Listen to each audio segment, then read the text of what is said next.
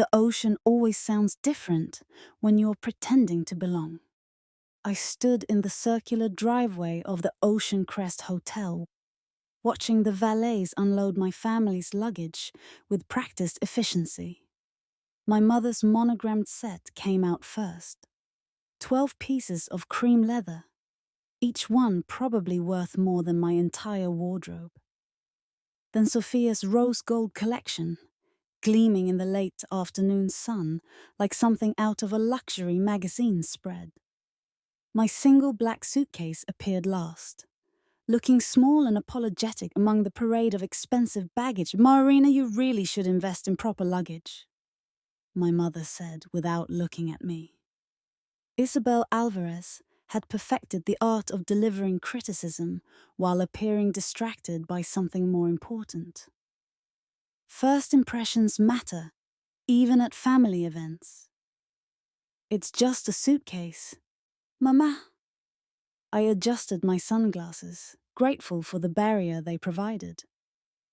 "Just a suitcase," she repeated, her voice carrying that particular tone that suggested I was missing something fundamental about life. "Your sister understands these details. Sofia, darling, did you get that set in Milan or Paris?" "Paris, Mama? Remember? The little boutique near the Champs-Élysées." Sofia glided over, her white linen dress somehow remaining unwrinkled despite the 3-hour drive.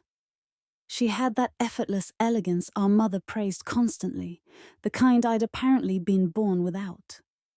Rafael surprised me with it for our anniversary.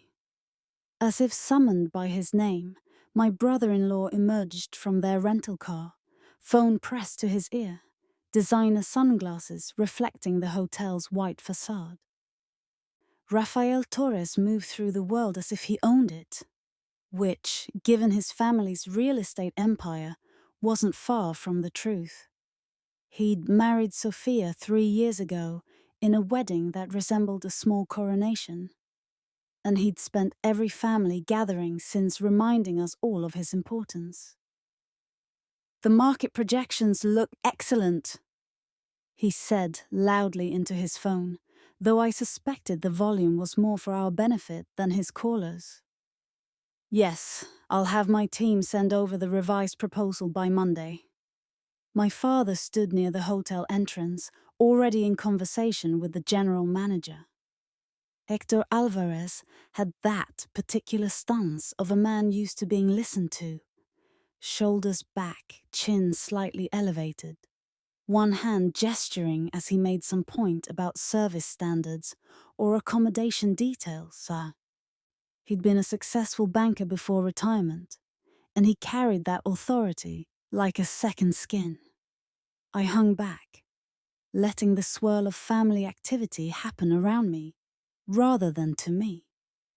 It was a survival skill I'd developed over 3 decades. This ability to be present, but not noticed, included, but not engaged. At family gatherings, I'd learned to become ambient, like background music in an elevator. Less painful that way. "Marina, my father's voice cut through my thoughts. "Stop lurking by the car. Come meet James. He manages the hotel." I walked over, my worn canvas sneakers silent on the pristine driveway.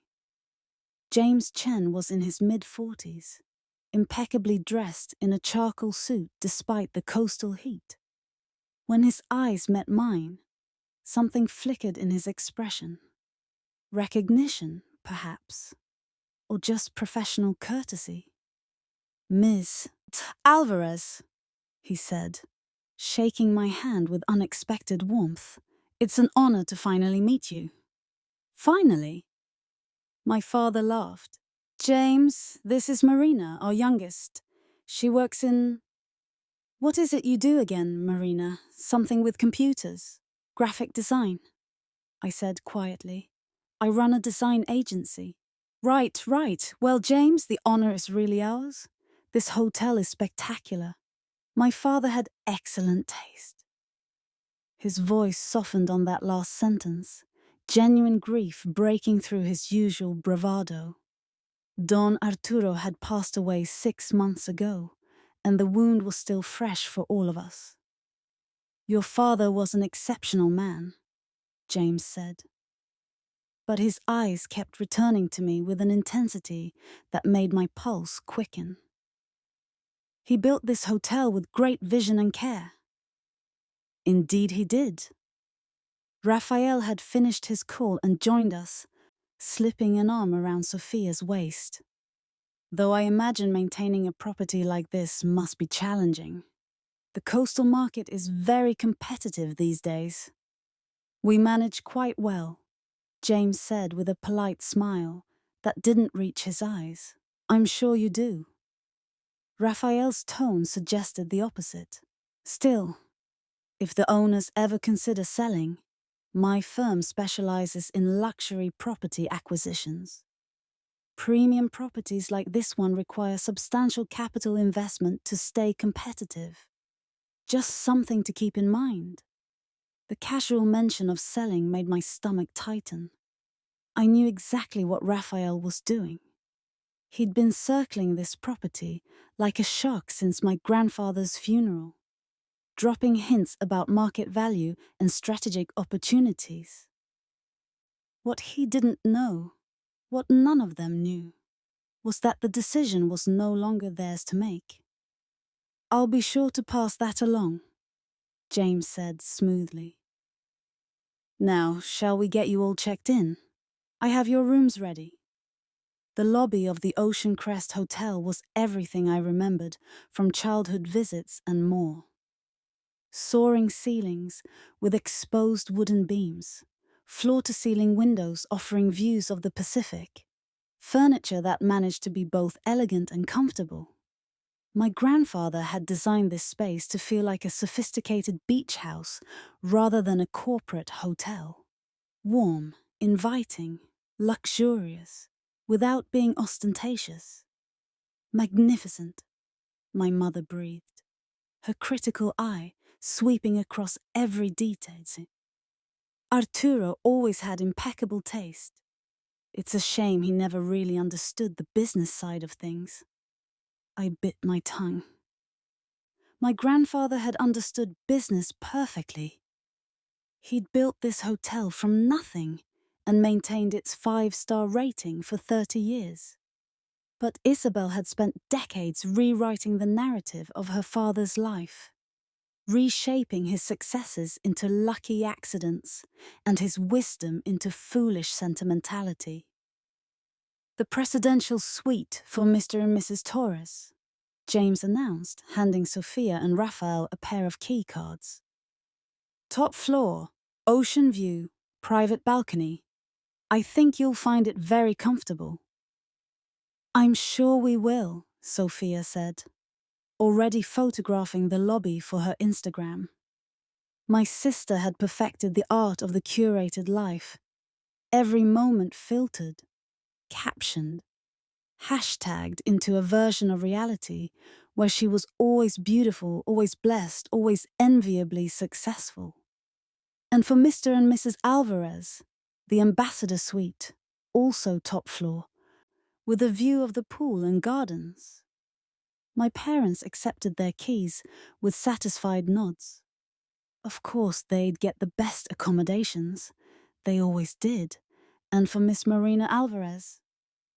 James paused, and I braced myself. "Room 108, first floor, near the facilities." The silence that followed was heavy with unspoken judgment. "The first floor?" My mother's voice could have cut glass. "James, surely there are better rooms available. A hotel of this caliber must have—" "Unfortunately, we're nearly fully booked this weekend," James said apologetically. "It's the height of summer season. Room 108 is all we have left." "It's fine," I said quickly, wanting this moment to end. "I'm sure it's perfectly comfortable." "Near the facilities," Rafael repeated, not quite hiding his smirk. "Well, Marina van At least you'll have easy access to ice machines and vending. Sofia giggled, then tried to cover it with a cough. My mother just shook her head with that particular expression of the disappointed resignation that I'd grown so familiar with. The look that said, "Of course, Marina gets the worst room. That's just how it is with her. If there's anything you need," James said, meeting my eyes again with that strange intensity, "please don't hesitate to call the front desk. Anytime, day or night." "Thank you," I managed, taking my keycard. Our fingers touched briefly in the exchange, and I could have sworn he gave my hand a subtle, reassuring squeeze. The family dispersed to their respective suites, eager to freshen up before dinner. I stood alone in the lobby for a moment, watching them disappear into elevators and down hallways, leaving me behind as they always did. Room 128 was exactly where James had warned. First floor, at the end of a service corridor, sandwiched between a storage closet and a door marked staff only. The ice machine hummed loudly 20 feet away. Through the thin walls, I could hear the industrial rumble of laundry equipment and the clatter of the kitchen prep. It was small. It was noisy. It was, in every possible way, the worst room in the hotel. It was also completely unnecessary. I set my suitcase on the bed and pulled out my phone, typing a quick text. "Really, James? Room 108? His response came within seconds. "Sorry, Miss Alvarez. Had to make it believable. Your family can't suspect anything." I smiled despite myself. "It's very believable." My mother looked personally offended. "Wait until you see what I've prepared for the weekend. Everything's in place." "The office?" "Exactly as you left it. It's doors unlocked whenever you need it." I looked around the cramped room one more time, then at my reflection in the small mirror above the dresser. I looked tired. I looked diminished. I looked like someone who'd accepted their place at the bottom of the family hierarchy. Perfect. Because in 3 days, when this reunion was over, everything was going to change. The truth, I'd learned, was like water behind a dam. You could hold it back for only so long before the pressure became too great, before the cracks started to show, before the whole structure came crashing down in a flood that swept away everything built on lies. But for now, I would play my part. The disappointing daughter, the mediocre sister, the one who got room 108 while everyone else lived in luxury. I would watch. I would listen. I would remember every slight, every dismissive comment, every moment they treated me like I was less than human. And when the time came, when I finally revealed what I'd been hiding for 6 months, I would make sure they understood exactly what they'd lost by never bothering to really see me. The ocean crashed against the rocks outside my window, steady and patient and relentless. I understood that rhythm now. I'd learned it from my grandfather in the last conversation we'd had before his death. "Patience isn't weakness, Marina," he'd told me, his weathered hand covering mine. "It's strategy. Let them show you who they really are. Let them reveal themselves completely. And then, only then, do you show them the truth." I unpacked my suitcase slowly, hanging clothes in the narrow closet, placing my toiletries in the tiny bathroom.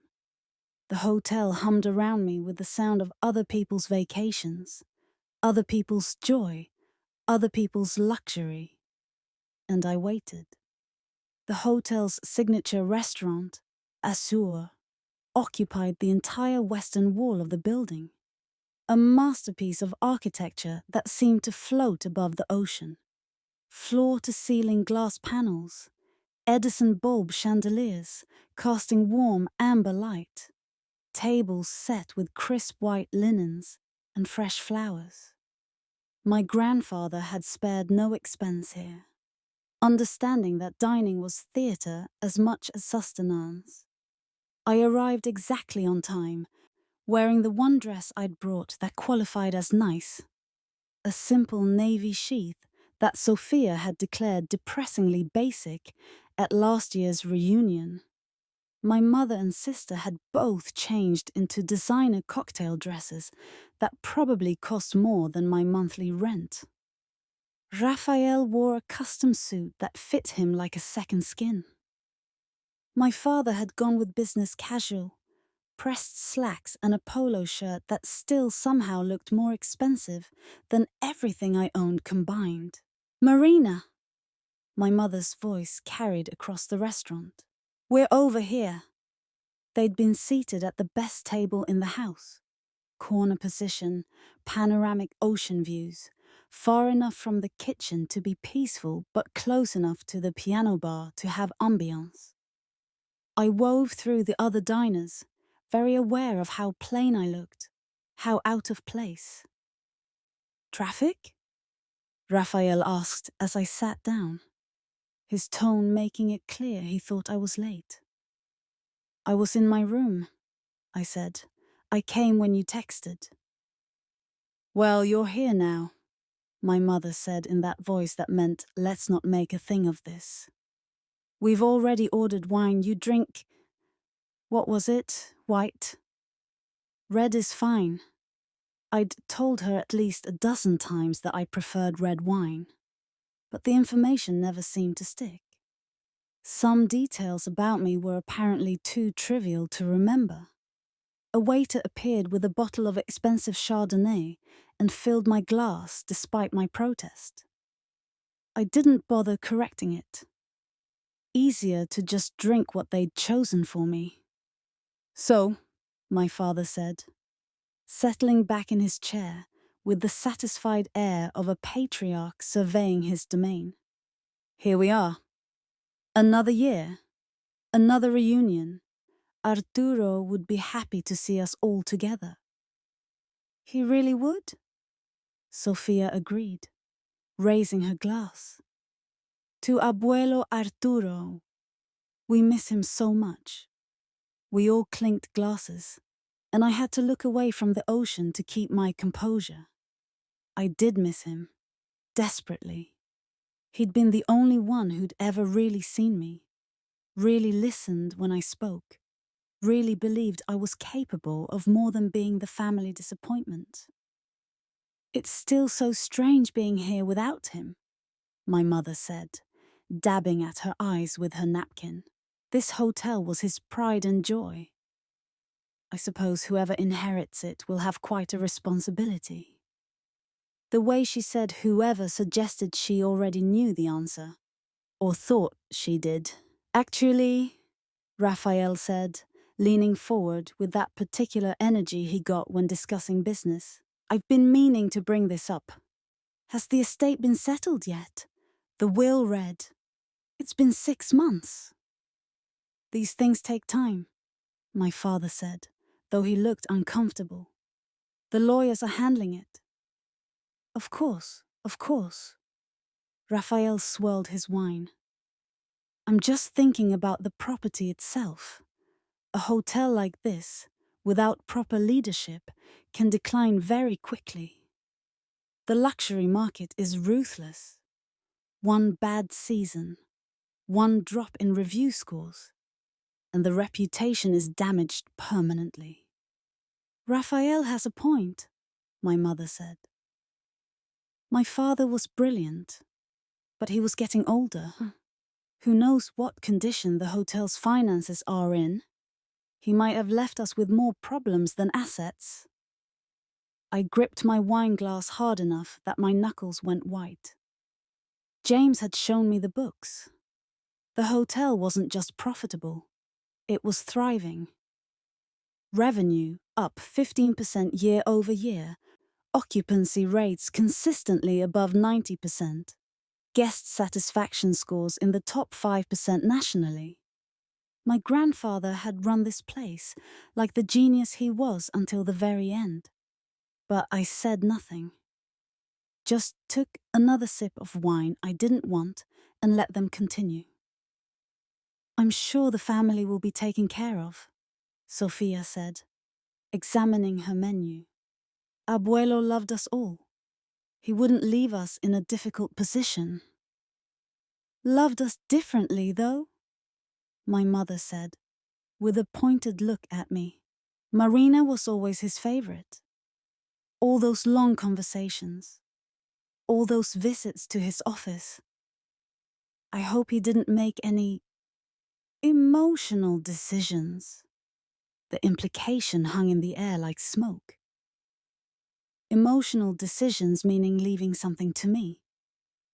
Emotional meaning illogical, foolish, the kind of choice a sentimental old man might make instead of doing what was proper and right. Marina barely makes enough to support herself, Rafael said casually, as if I wasn't sitting right there. It would be irresponsible to leave her in charge of anything significant. No offense, Marina, I'm just being realistic. None taken, I said, my voice steadier than I felt. See, that's what I appreciate about you, he continued, warming to his theme. You know your limitations. Not everyone has business acumen. Some people are more creative. And that's fine. The world needs graphic designers too. Sofia giggled again. My mother smiled indulgently. My father studied his menu as if it contained the secrets of the universe. And I sat there, watching them, cataloguing every word, every gesture, every casual cruelty delivered with smiles and wine and the sound of waves in the background. The waiter returned to take our orders. My family ordered lavishly. Appetizers, entrees, sides, desserts, discussed and debated. When he got to me, I ordered the simplest pasta on the menu. Just the pasta, my mother asked. Marina, don't be ridiculous. This meal is on your father and me. Order properly. The pasta is fine, I said. She's probably worried about the cost, Rafael stage whispered to Sofia. Freelance work can be unpredictable. I run an agency. I corrected quietly. I'm not freelancing. Right, an agency. He said it the way someone might say pretend business or hobby that loses money. How many employees? 8? 8, he laughed. That's adorable. I have 8 people just in my acquisitions department. But good for you, Marina. Everyone should have their little projects. The food arrived in waves, beautifully plated, expertly prepared, probably delicious. I wouldn't know.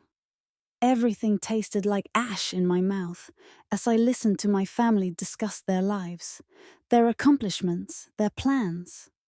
Sofia talked about her influencer partnerships, the brand deals that were just rolling in, the vacation villa she and Rafael were considering in Tuscany. My mother detailed her charity board positions, the upcoming gala she was chairing, the society column that had mentioned her impeccable taste and generous spirit. My father discussed his golf game, his investment portfolio, his recent consultation work that companies were desperately seeking. Rafael, of course, talked about real estate, about deals he was closing, properties he was developing, markets he was conquering. And then, inevitably, he circled back to the Ocean Crest. You know, he said, cutting into his steak with surgical precision, I had one of my analysts run some numbers on this property, purely out of curiosity, you understand. The location is prime, but the operation is somewhat dated. Dated? My father frowned. This hotel is a landmark. Exactly. It's resting on reputation rather than innovation. With the right capital investment, the right rebranding, this place could triple its value in 5 years, maybe less. He paused to take a sip of wine. When the will is read, whoever inherits should seriously consider my firm's services. We specialize in exactly this kind of transformation. Transformation, I repeated, speaking for the first time in 20 minutes. You mean selling? Rafael looked at me with mild surprise, as if he'd forgotten I was there. Not necessarily. Though if the family wanted to liquidate the asset and split the proceeds, that would certainly be one option. A very profitable option. Arturo would hate that, I said, louder than I intended. He built this hotel to last, to be something permanent. He always said. He said a lot of things, my mother interrupted. My father was a dreamer, Marina. That's wonderful, but dreams don't pay bills. If he left this property to the family, we need to be practical about its future. Practical meaning destroying everything he built. Practical meaning maximizing value. Rafael said, with exaggerated patience. Look, I understand you're emotional about this. You spent a lot of time with him toward the end, but emotion and business don't mix. If, and I'm saying if, the hotel comes to the family, the responsible thing is to consider all options, including sale. He wouldn't want it sold. I could hear my voice rising, could feel the emotion I'd been suppressing all evening finally breaking through. He told me, told you what? My mother's eyes sharpened. What did he tell you, Marina? I caught myself just in time, feeling the weight of the secret pressing against my teeth, wanting to spill out in a flood of truth and vindication. But not yet, not like this, not at a dinner table where they could dismiss it as another of my emotional outbursts. Nothing, I said, looking down at my half-eaten pasta. He just talked about how much the hotel meant to him. That's all. The table fell silent except for the gentle piano music and the murmur of other diners' conversations. I could feel them all looking at me. My mother's disapproval, Sofia's pity, Rafael's contempt, my father's disappointment. Well, my father finally said, his voice heavy with that particular weariness I inspired in him. I think we're all a bit raw about losing Arturo. Let's not fight about hypotheticals. The lawyers will sort everything out. Of course, Rafael agreed smoothly. I apologize if I was insensitive, Marina. I know you cared about your grandfather. Cared. Past tense. As if my grief was already expired, already inappropriate, already something to be gotten over. Dessert arrived. A chocolate torte that my grandfather had personally worked with the pastry chef to perfect. It had been his signature item, the thing he insisted every guest try. I couldn't eat it, couldn't even look at it without feeling like my chest was caving in. Excuse me, I said, standing abruptly. I'm not feeling well. I think I'll go back to my room. Marina, my father started. But I was already walking away, weaving through the tables toward the exit, feeling their eyes on my back, feeling like the failure they'd always believed I was. The night air hit me like a slap as I stepped out onto the terrace. I gulped it down, trying to steady myself, trying to remember why I was doing this, why I was subjecting myself to their contempt when I could simply end it right now with 3 words. I own this. But that would be too easy, too quick. too kind. Ms. Alvarez? I turned to find James standing a respectful distance away, his professional mask firmly in place, but his eyes full of concern. I'm fine, I said, wiping at my face and realizing only then that I was crying. Just needed some air. Your family is... He paused, choosing his words carefully. Difficult. I laughed. A broken sound that was half sob. That's a diplomatic way of putting it. Would you like to see the office? I think you might need to remember why you're doing this. I nodded, not trusting my voice. He led me through the hotel, away from the restaurant and the public spaces, down a hallway I remembered from childhood visits. At the end was a door marked private, and below that, a small brass plaque. Arturo Alvarez, founder. My grandfather's office. James unlocked it and stepped aside, letting me enter first. The room was exactly as I remembered. Large mahogany desk, leather chairs, walls lined with photographs of the hotel through the decades. The ocean was visible through a window, moonlight dancing on the waves. My grandfather's presence lingered here. In the books on the shelves, the papers on the desk, the faint smell of his cologne. On the desk, arranged carefully by James, were 3 items: a leather folder, a stack of letters tied with string, and a small brass key. Everything you asked for, James said quietly. The documents are all authenticated and notarized.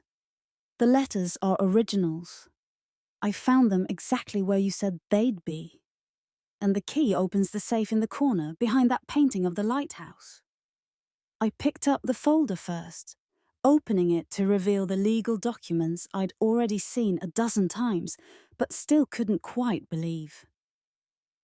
Last will and testament of Arturo Vicente Alvarez, dated 8 months before his death. Signed, witnessed, legally unassailable.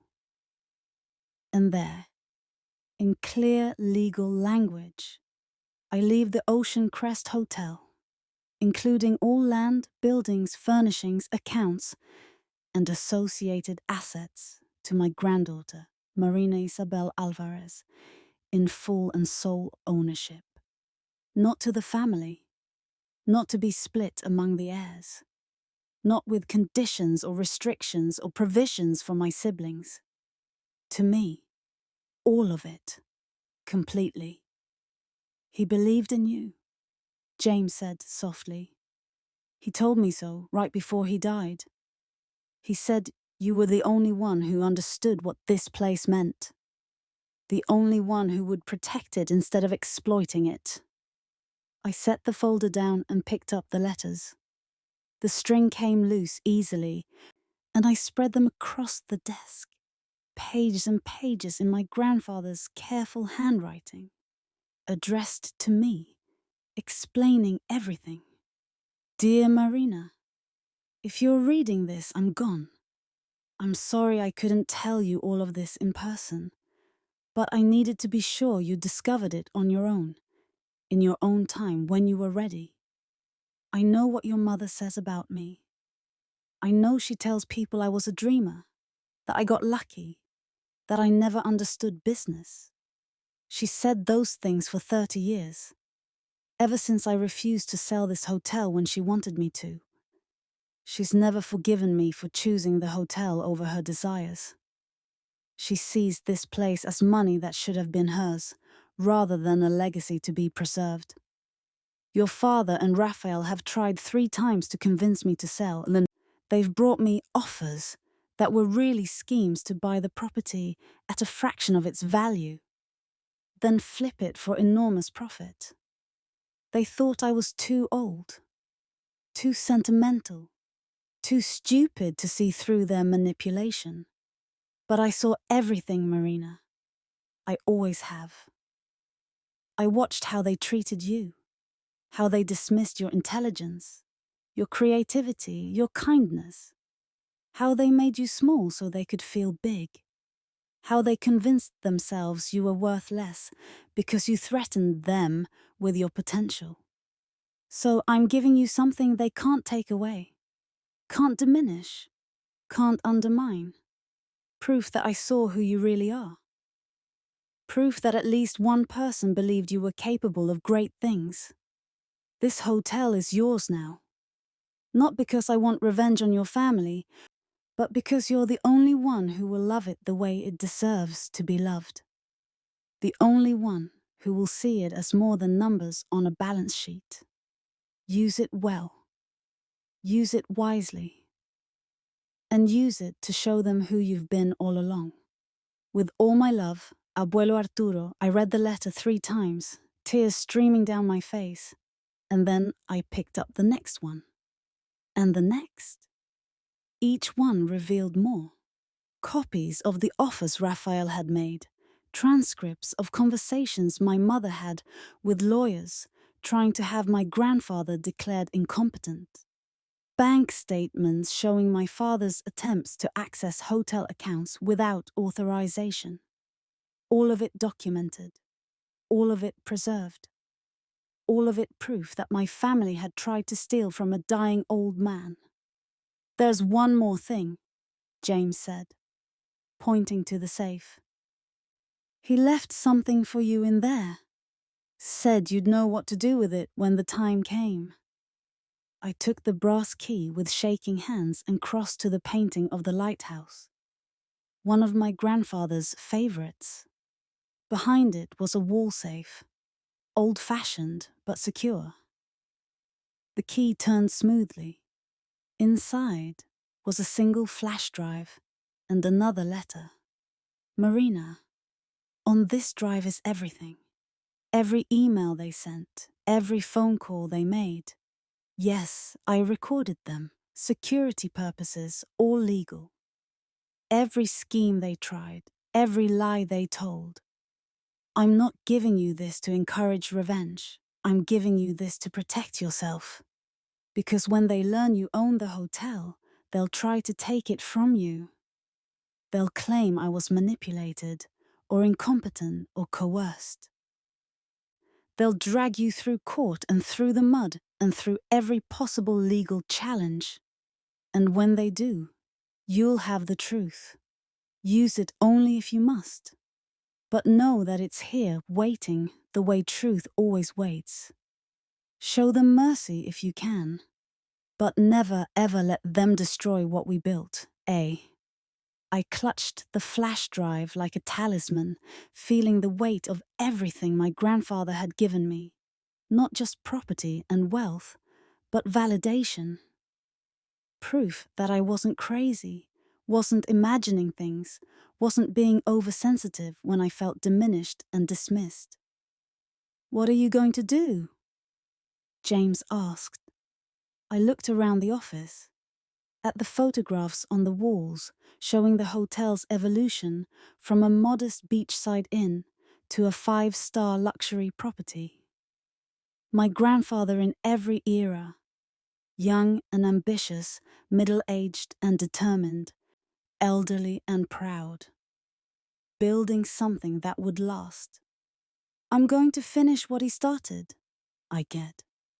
But first, I'm going to let them finish showing me who they are. And then I'm going to show them who I am. I placed the flash drive in my pocket, returned the letters to their folder, locked the safe. When I left the office, I felt different, still hurt, still angry, still wounded by dinner's casual cruelties, but no longer diminished. I felt like someone carrying a hurricane in her pocket, waiting for the right moment to let it loose. I woke to the sound of industrial washing machines grinding through the wall and sunlight filtering weakly through curtains that didn't quite close. Room 108 at 6 a.m. was everything the presidential suite was not. Cramped, noisy, filled with the mundane sounds of a hotel's invisible operations. Perfect. I checked my phone to find a text from Sofia in the family group chat. Breakfast at Azure at 10. Rafael found the most amazing spot for mimosas on the terrace. My mother had responded with 3 heart emojis. My father with a thumbs up. No one had asked if the time worked for me, or if I wanted to join, or if I even drank mimosas. I didn't.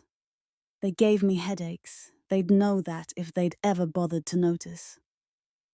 I typed back a simple okay and set the phone aside.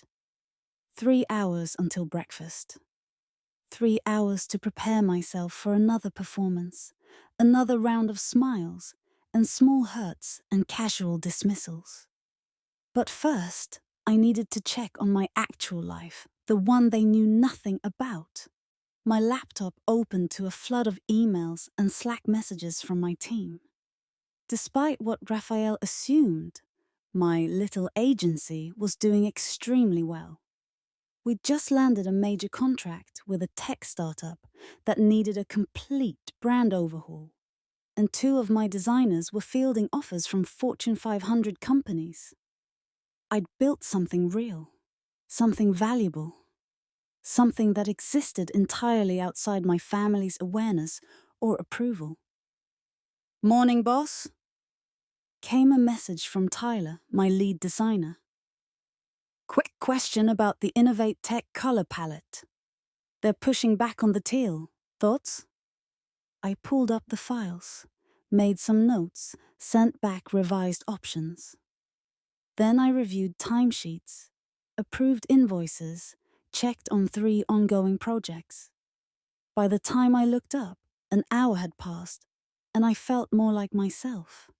Competent, decisive, actually good at something. My phone buzzed with a call from an unknown local number. "Miss Alvarez?" A woman's voice, professional but warm. "This is Patricia Mendoza from Coastal Legal Services. I'm the attorney handling your grandfather's estate. I wanted to touch base before our meeting on Sunday." Of course. I'd almost forgotten. Sunday afternoon, after the reunion ended, Patricia was scheduled to officially read the will to the family. The moment everything would change. "I wanted to confirm you're comfortable with how we're proceeding. Your grandfather's instructions were very specific about the timeline and the reveal. He wanted you to have time with your family before they learned the truth. He wanted me to see who they really were," I said quietly. "Yes." A pause. "Miss Alvarez, I have to ask, are you sure you want to do it this way? We could simplify things. Have separate meetings. Notify everyone by mail. Avoid the confrontation entirely." "No." My voice was firmer than I expected. "My grandfather had a reason for doing it this way. I'm going to trust that." "All right. Then I'll see you Sunday at 2 p.m. in the conference room. I'll have all the documents ready, including the items you requested from his safe." After we hung up, I sat on the edge of the uncomfortable bed, thinking about what was coming. 2 more days of pretending to be the family disappointment. 48 more hours of watching them dismiss me, underestimate me, hurt me in ways they didn't even recognize as harm. And then the reckoning. I showered in the tiny bathroom, dressed in casual clothes that Sofia would definitely judge, and headed out to explore the hotel before breakfast. I wanted to see it through my grandfather's eyes, understand what he'd built, and why he'd trusted me with it. The lobby was already bustling with guests checking out, families heading to the beach, couples lingering over coffee. The staff moved with practiced efficiency. Everyone from the valet to the housekeepers, waiters to the concierge, working in harmony. This wasn't just good service. This was a culture my grandfather had carefully cultivated, a team that genuinely cared about the guest experience. Miss Alvarez, Maria, one of the senior housekeepers, spotted me near the elevator. She was in her 50s, had worked here for 20 years, and had always snuck me extra cookies when I visited as a child. "It's so good to see you, Mika." She pulled me into a quick hug, then lowered her voice. "James told us about the inheritance. We're all so happy for you." "Thank you, Maria. But please..." "Oh, don't worry. We're keeping the secret. Your grandfather made us all promise." She smiled conspiratorially.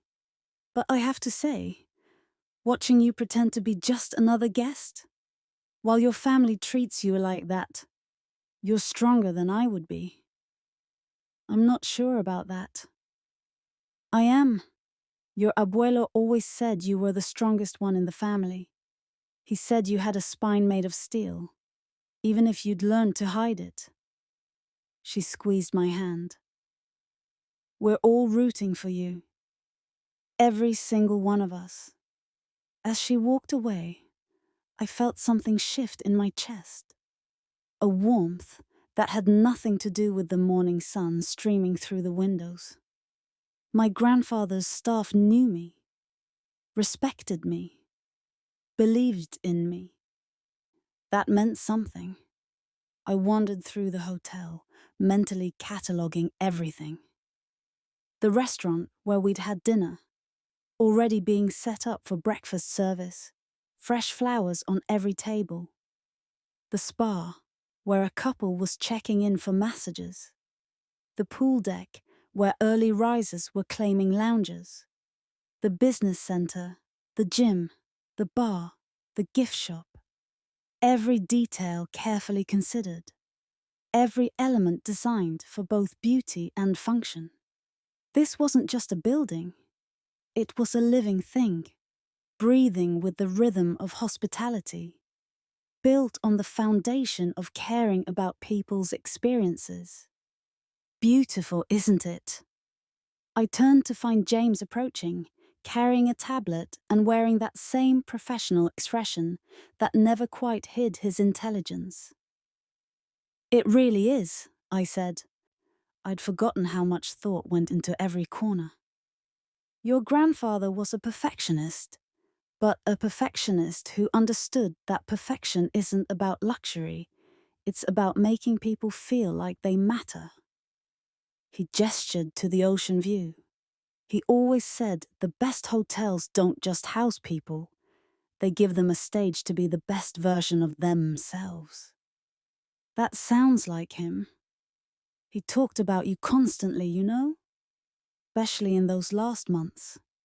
He was so proud of your agency, your designs, everything you'd built on your own. James paused. "He was also furious at how your family treated you. He never showed it. To them, I mean. No, he was too smart for that. He knew that confronting them directly would just make them defensive, give them an enemy to unite against. So instead, he documented everything and gave you the tools to fight your own battle." James met my eyes. "But he also hoped you wouldn't have to. He hoped they'd change. That they'd see you for who you are before it was too late." "Do you think they will?" He was quiet for a long moment, watching the waves. "I think Sunday is going to be very revealing. Not just for them, but for you. You'll learn whether your family is capable of growth, or whether they're so invested in the hierarchy they've created that they can't see past it." We stood together in comfortable silence, two people who understood the weight of secrets and the complexity of family. "I should get to breakfast," I finally said. "They'll wonder where I am." "Will they?" James asked gently. The question hit harder than it should have, because the truth was, they probably wouldn't. I could skip breakfast entirely, and they'd likely just assume I was sleeping in, being lazy, avoiding them out of shame from last night's outburst. But I went anyway. Azure at breakfast was somehow even more beautiful than at dinner. Light streaming through the windows, the ocean impossibly blue, the smell of fresh coffee and pastries filling the air.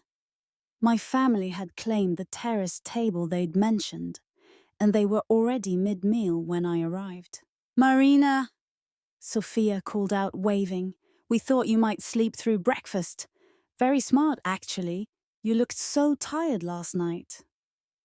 I slid into the remaining chair, the one with its back to the ocean, of course, and picked up a menu.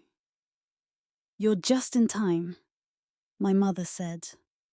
"Rafael was just telling us about a property his firm is acquiring in Santa Barbara. The profit margins are extraordinary." Rafael launched into a detailed description of cap rates and IRR and market positioning, using enough jargon to make it clear he was the expert, and we were the fortunate audience of his wisdom. Sofia hung on every word, occasionally interjecting with questions that seemed designed to make him sound even more impressive. My father listened with the focused attention of someone calculating their own portfolio implications. My mother nodded along, occasionally making notes on her phone, and I ordered an omelette and watched them.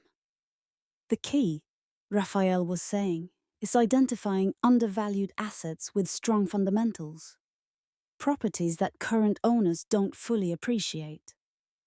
Once you acquire them, it's just a matter of professional management and strategic positioning." "Like the Ocean Crest," Sofia said brightly. "Right? This is exactly the kind of property you're talking about?" "Potentially." Rafael cut his eggs Benedict with precision. "Though hotels are tricky. They require constant capital investment, and the profit margins are thinner than commercial real estate. But with the right buyer, someone who could reposition this as a luxury condo development or a mixed-use property, the land value alone would be substantial." "Condo development," I repeated. "So you're saying my grandfather should have torn down his life's work and built apartments?" "Not a should have." Raphael's tone was patient in a way that made my teeth hurt. "But from a purely financial perspective, yes. This property's highest and best use is probably residential. The ocean frontage, the land size, the location, it's wasted on a hotel with moderate occupancy." "Moderate occupancy?" The words came out sharper than I intended. "This hotel has a 92% average occupancy rate. That's exceptional for the industry." Everyone stared at me. "How do you know that?" my father asked. I froze, realizing my mistake. I saw it on a review site. They had statistics." "Review sites don't usually include occupancy data," Rafael said, his eyes narrowing slightly. "That's proprietary information." Well, I must have read it somewhere. I busied myself with my water glass, cursing my carelessness. "The point is, the hotel is successful. You're talking about it like it's failing." "Success is relative," Rafael said. "Something can be profitable and still represent an inefficient use of capital. That's basic economics, Marina." The condescension in that last sentence, the way he said my name like he was explaining simple math to a child, made my hands clench under the table. "Rafael knows what he's talking about," my mother said. "He's been in this business for years." I think we should trust his expertise. Of course, I said quietly, retreating back into the role they expected. I'm sure you're right. Satisfied with my capitulation, they moved on to other topics. Sofia had a new sponsorship deal with a skincare line. My mother's gala had sold out its tickets. My father had been asked to consult on a banking merger. And what about you, Marina? Sofia asked suddenly.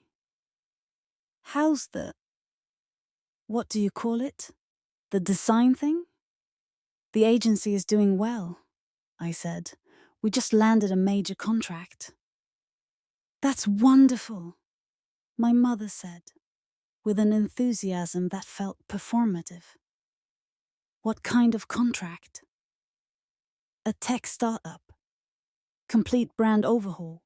Logo, website, marketing materials, social media strategy. How much does something like that pay? Rafael asked. The question was a trap, and I knew it.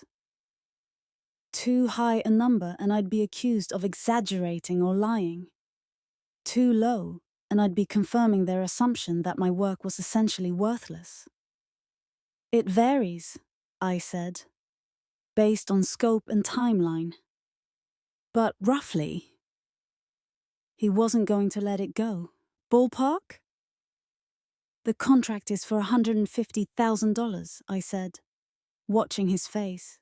Over 6 months. Silence. That's... Sofia looked confused. Wait, really? Yes. Marina. That's amazing, my mother actually seemed pleased. Why didn't you tell us you were doing so well? Because you never asked, I thought. Because every time I mention my work, you call it the design thing or her little projects or something with computers. I don't like to brag, I said instead. That's not bragging, that's news. My father was smiling now, proud in a way that made my stomach turn because it was conditional. He was proud now that I'd proven I was worth being proud of. We should celebrate. Marina's first major contract. Not my first. My 8th, actually. But they didn't need to know that. We should post about this, Sofia said, pulling out her phone. Marina, let me get a picture of you. I'll tag you on Instagram. That's okay. Come on, don't be shy. She came around the table, holding up her phone. Say success. I forced a smile as she snapped several photos, already mentally captioning them for her followers. My talented little sister landing huge contracts. So proud. Had family first hinted of girl boss cloud proud sister. It should have felt good. This acceptance, this sudden interest, this version of my family that was capable of celebrating me. Instead, it felt hollow, because I knew it was conditional.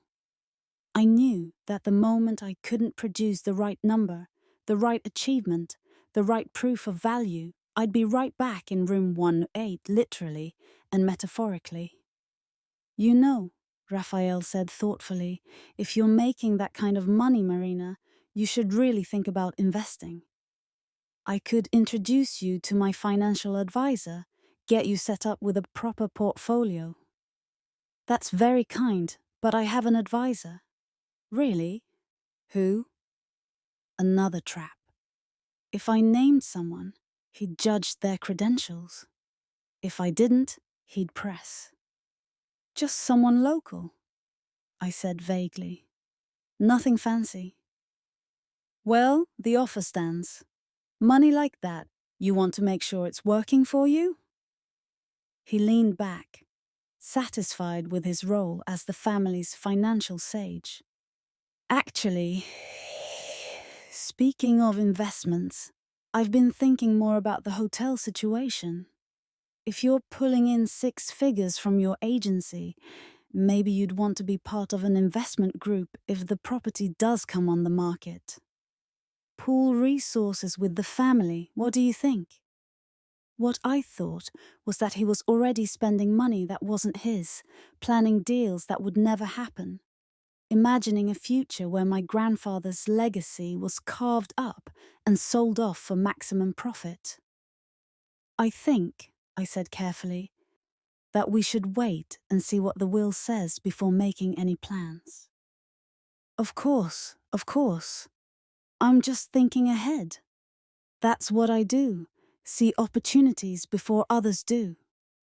He smiled, and I could see the calculations behind his eyes. But you're right. Let's not put the cart before the horse. Breakfast continued. Plates were cleared. Coffee was refilled. Someone mentioned a beach day, and plans were made that may or may not have included me. It was hard to tell, since the conversation seemed to flow around me rather than to me. Finally, my mother stood, gathering her designer purse and sunglasses. Well, I think I'll spend some time at the spa. They have a seaweed wrap that's supposed to be transformative. I'm going to work on some content, Sofia announced. The lighting out here is perfect for photos. Golf, my father said. There's a course about 20 minutes away. Rafael? Absolutely. I'll get changed. They dispersed like birds from a wire, each flying off to their own pursuits, leaving me alone at the table with the remnants of breakfast and the sound of the ocean. I sat there for a long time, watching the waves, feeling the sun on my face, thinking about Sunday. About Patricia arriving with her leather briefcase full of legal documents. About my family gathered in the conference room, expecting to hear that the hotel would be split among them, or sold and divided, or left to some complicated trust. About their faces when they learned the truth. Would it feel like victory, or just sadness at how predictable they'd become?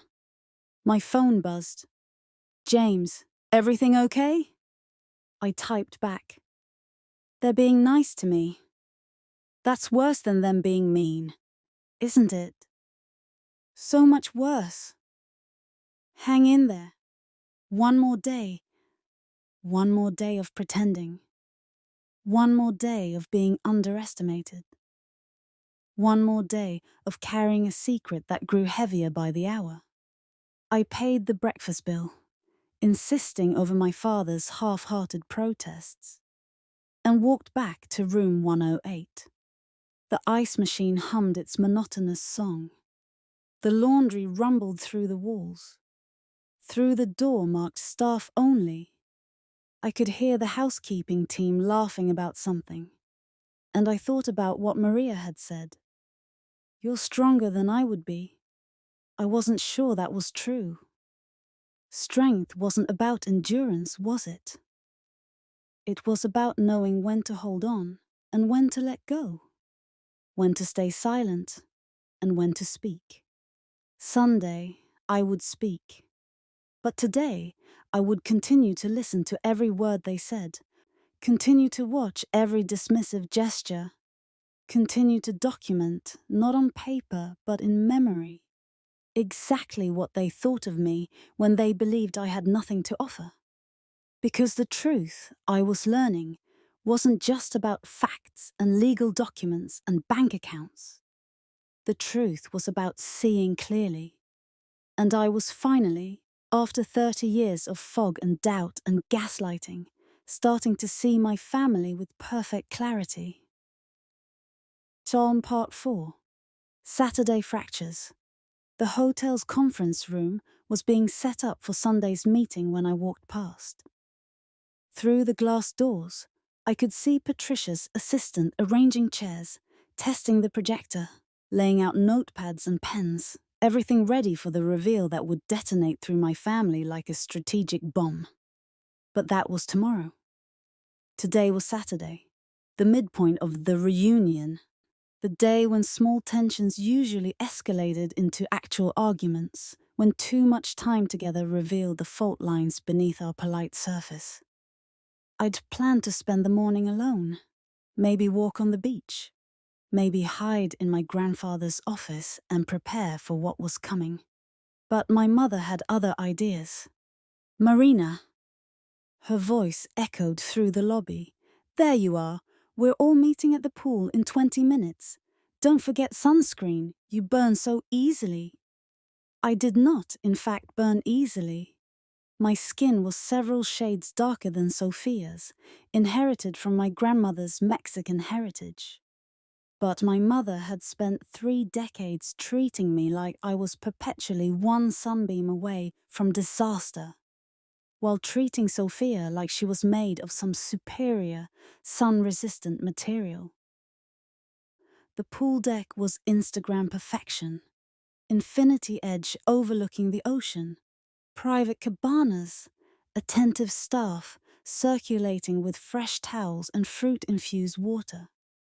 My family had claimed 4 lounges in the premium section, the ones that came with complimentary champagne and personal shade attendants. I found them already situated. My mother in a vintage-inspired swimsuit that probably cost more than my laptop. Sofia in a designer bikini that matched her manicure exactly. My father in golf casual, and Rafael in swim trunks that had some luxury brand logo I didn't recognize. The 5th lounger, mine, presumably, was positioned half in the sun, half in the shade, at an angle that made conversation awkward. "There she is," Sofia said, not looking up from her phone. "Marina, you have to see this post-engagement. The photo from breakfast got 12,000 likes already."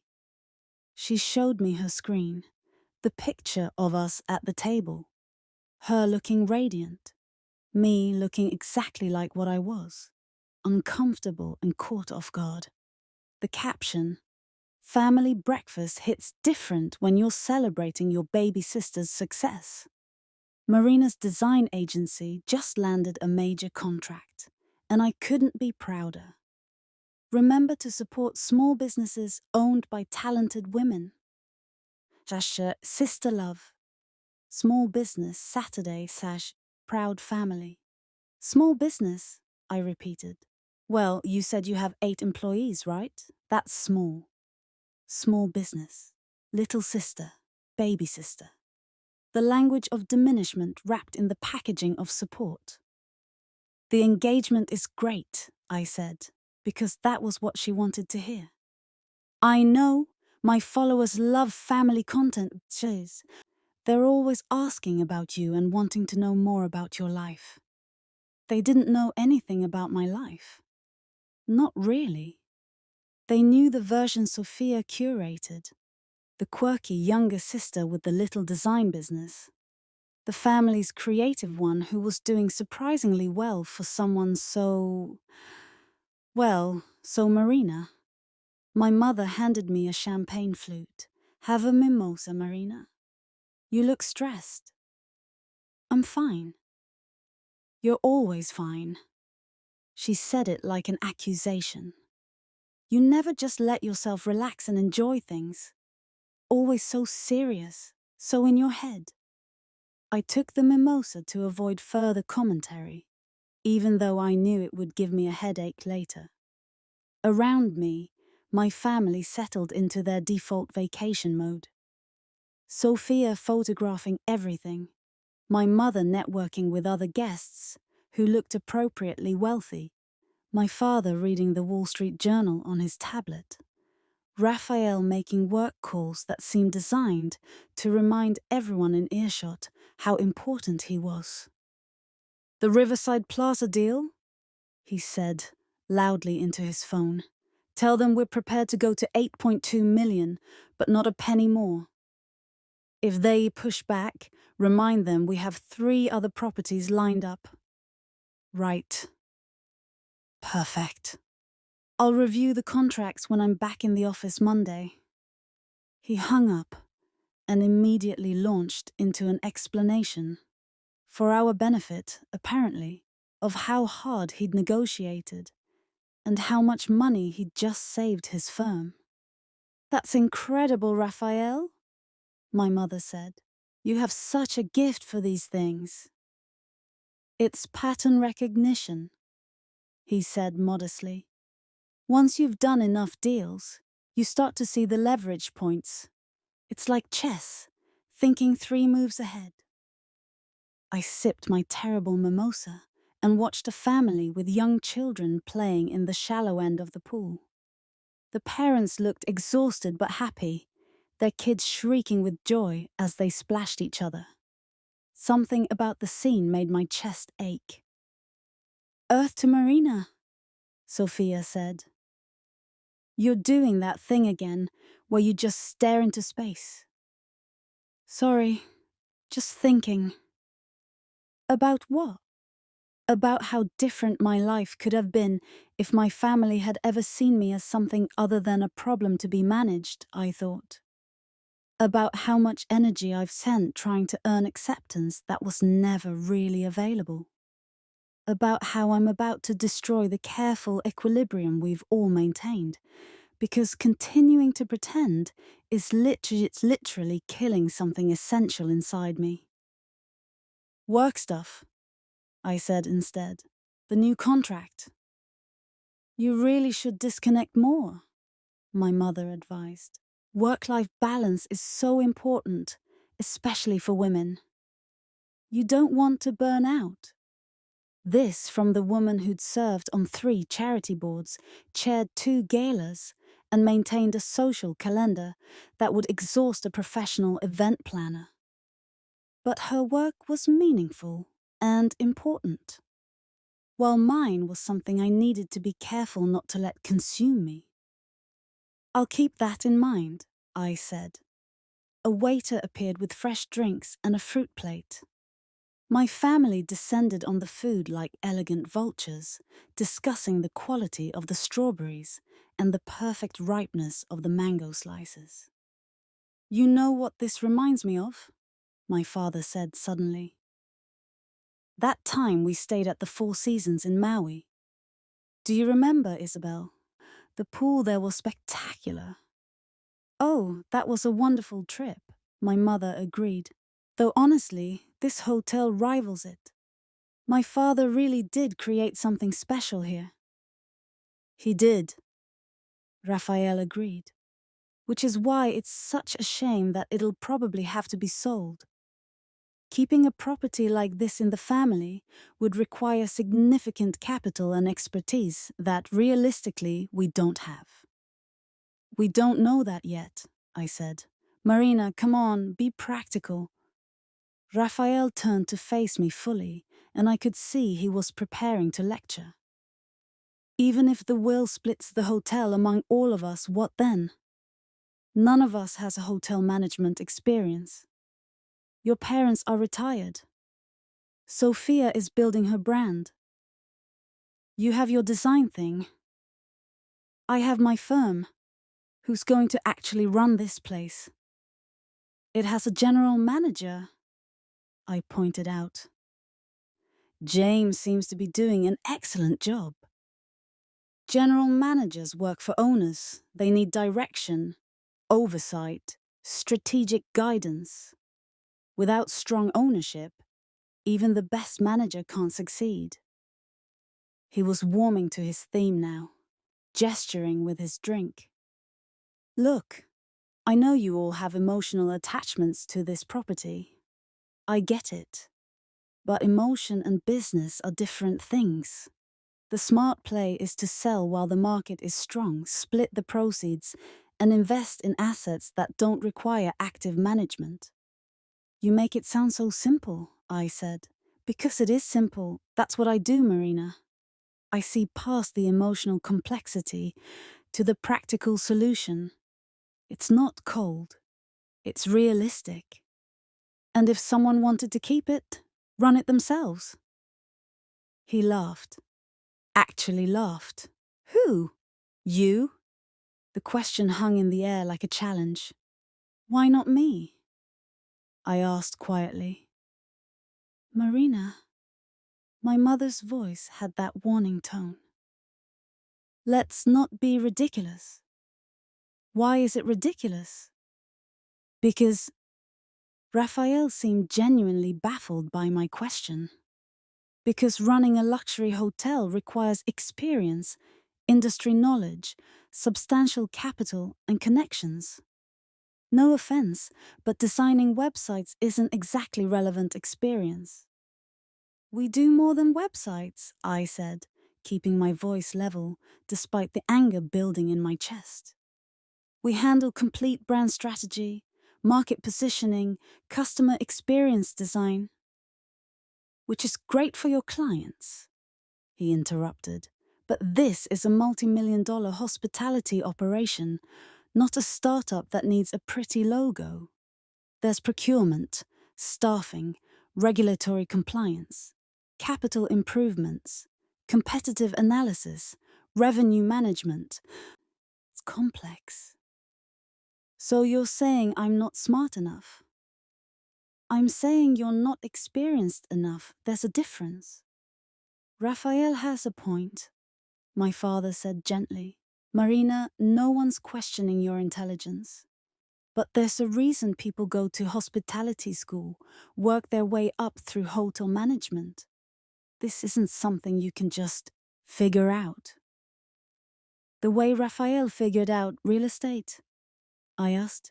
Didn't he start in his family's firm right out of college? That's different, Sofia said quickly. He had mentorship, training, a network. And I have nothing? That's not what we're saying, my mother insisted. Marina, why are you getting so defensive? This is just a hypothetical conversation. But it wasn't hypothetical. Not really. This was them, without knowing it, arguing against my competence to own the very thing I already owned. This was them revealing with perfect clarity that they would never believe I was capable. No matter what I achieved, no matter what I built, no matter what my grandfather had seen in me. I'm going for a walk, I said, standing up. Marina, don't be like this, Sofia called after me. We're just talking. I kept walking, past the pool, past the terrace, down the stone steps that led to the private beach. Behind me, I could hear them, not the words, but the tone. That familiar sound of my family discussing me after I'd left, analyzing my sensitivity and my defensiveness, and my inability to handle honest conversation. The beach was nearly empty at midday, most guests having retreated to the shade. I walked along the waterline, letting the waves wash over my feet, feeling the sun on my face, trying to breathe through the anger and hurt that threatened to overwhelm me. My phone buzzed. James. Everything okay? I saw you leave the pool area. Do you have cameras everywhere? I typed back. Just strategic locations, hotel security.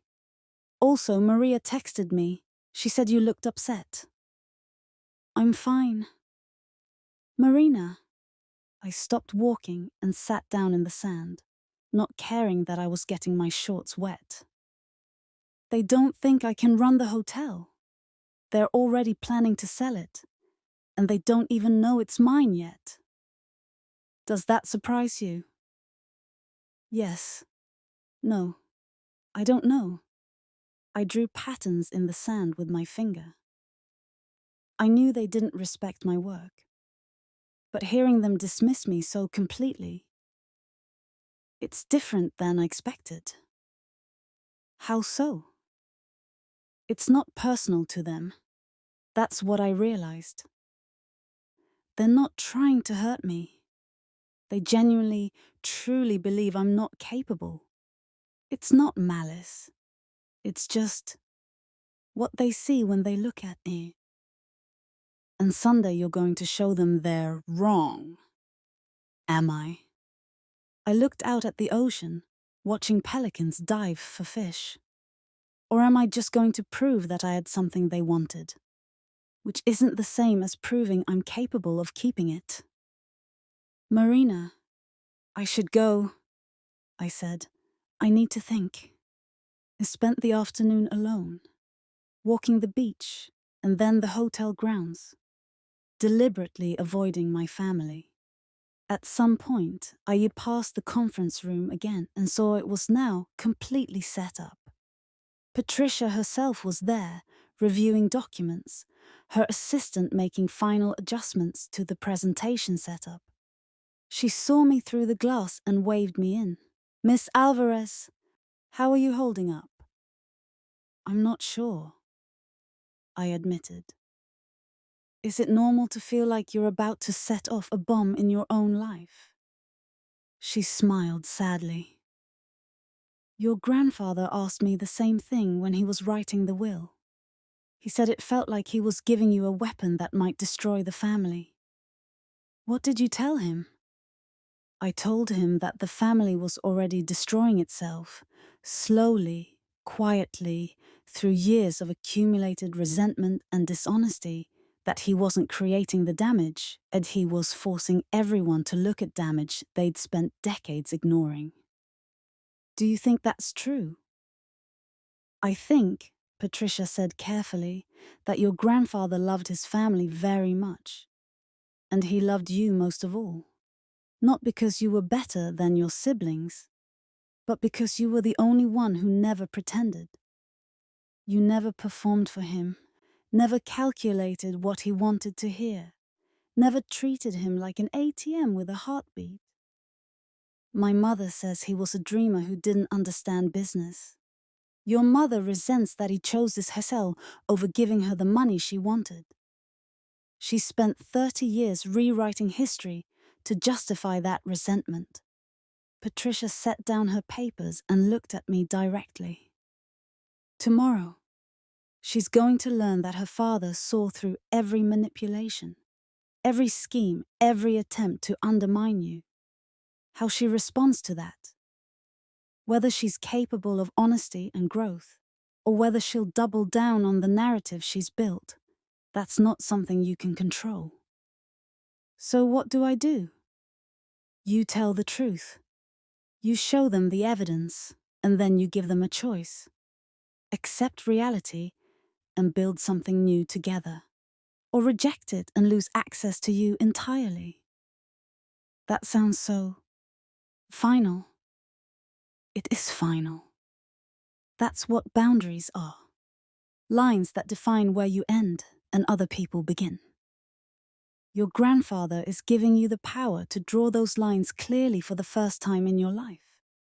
After Patricia left, I sat in the conference room alone, looking at the setup. The chairs arranged in a semicircle. The projector ready to display documents. The folders of evidence neatly stacked. The stage set for the most important conversation of my life. My phone buzzed again. The family group chat. Dinner at 7 at Azure. Casual dress. Rafael made reservations. Of course he had. Even on a family vacation, Rafael managed to position himself as the planner, the organizer, the one who made things happen. I typed back, "I'll be there." And then I went to my grandfather's office, unlocked the door, and spent the next 2 hours reading through every letter he'd left me, absorbing his wisdom, his love, his absolute conviction that I was capable of more than anyone else believed. "Marina," one letter read, "the greatest gift I can give you is not the hotel itself. It's the proof that I saw who you truly are. That someone believed in you completely.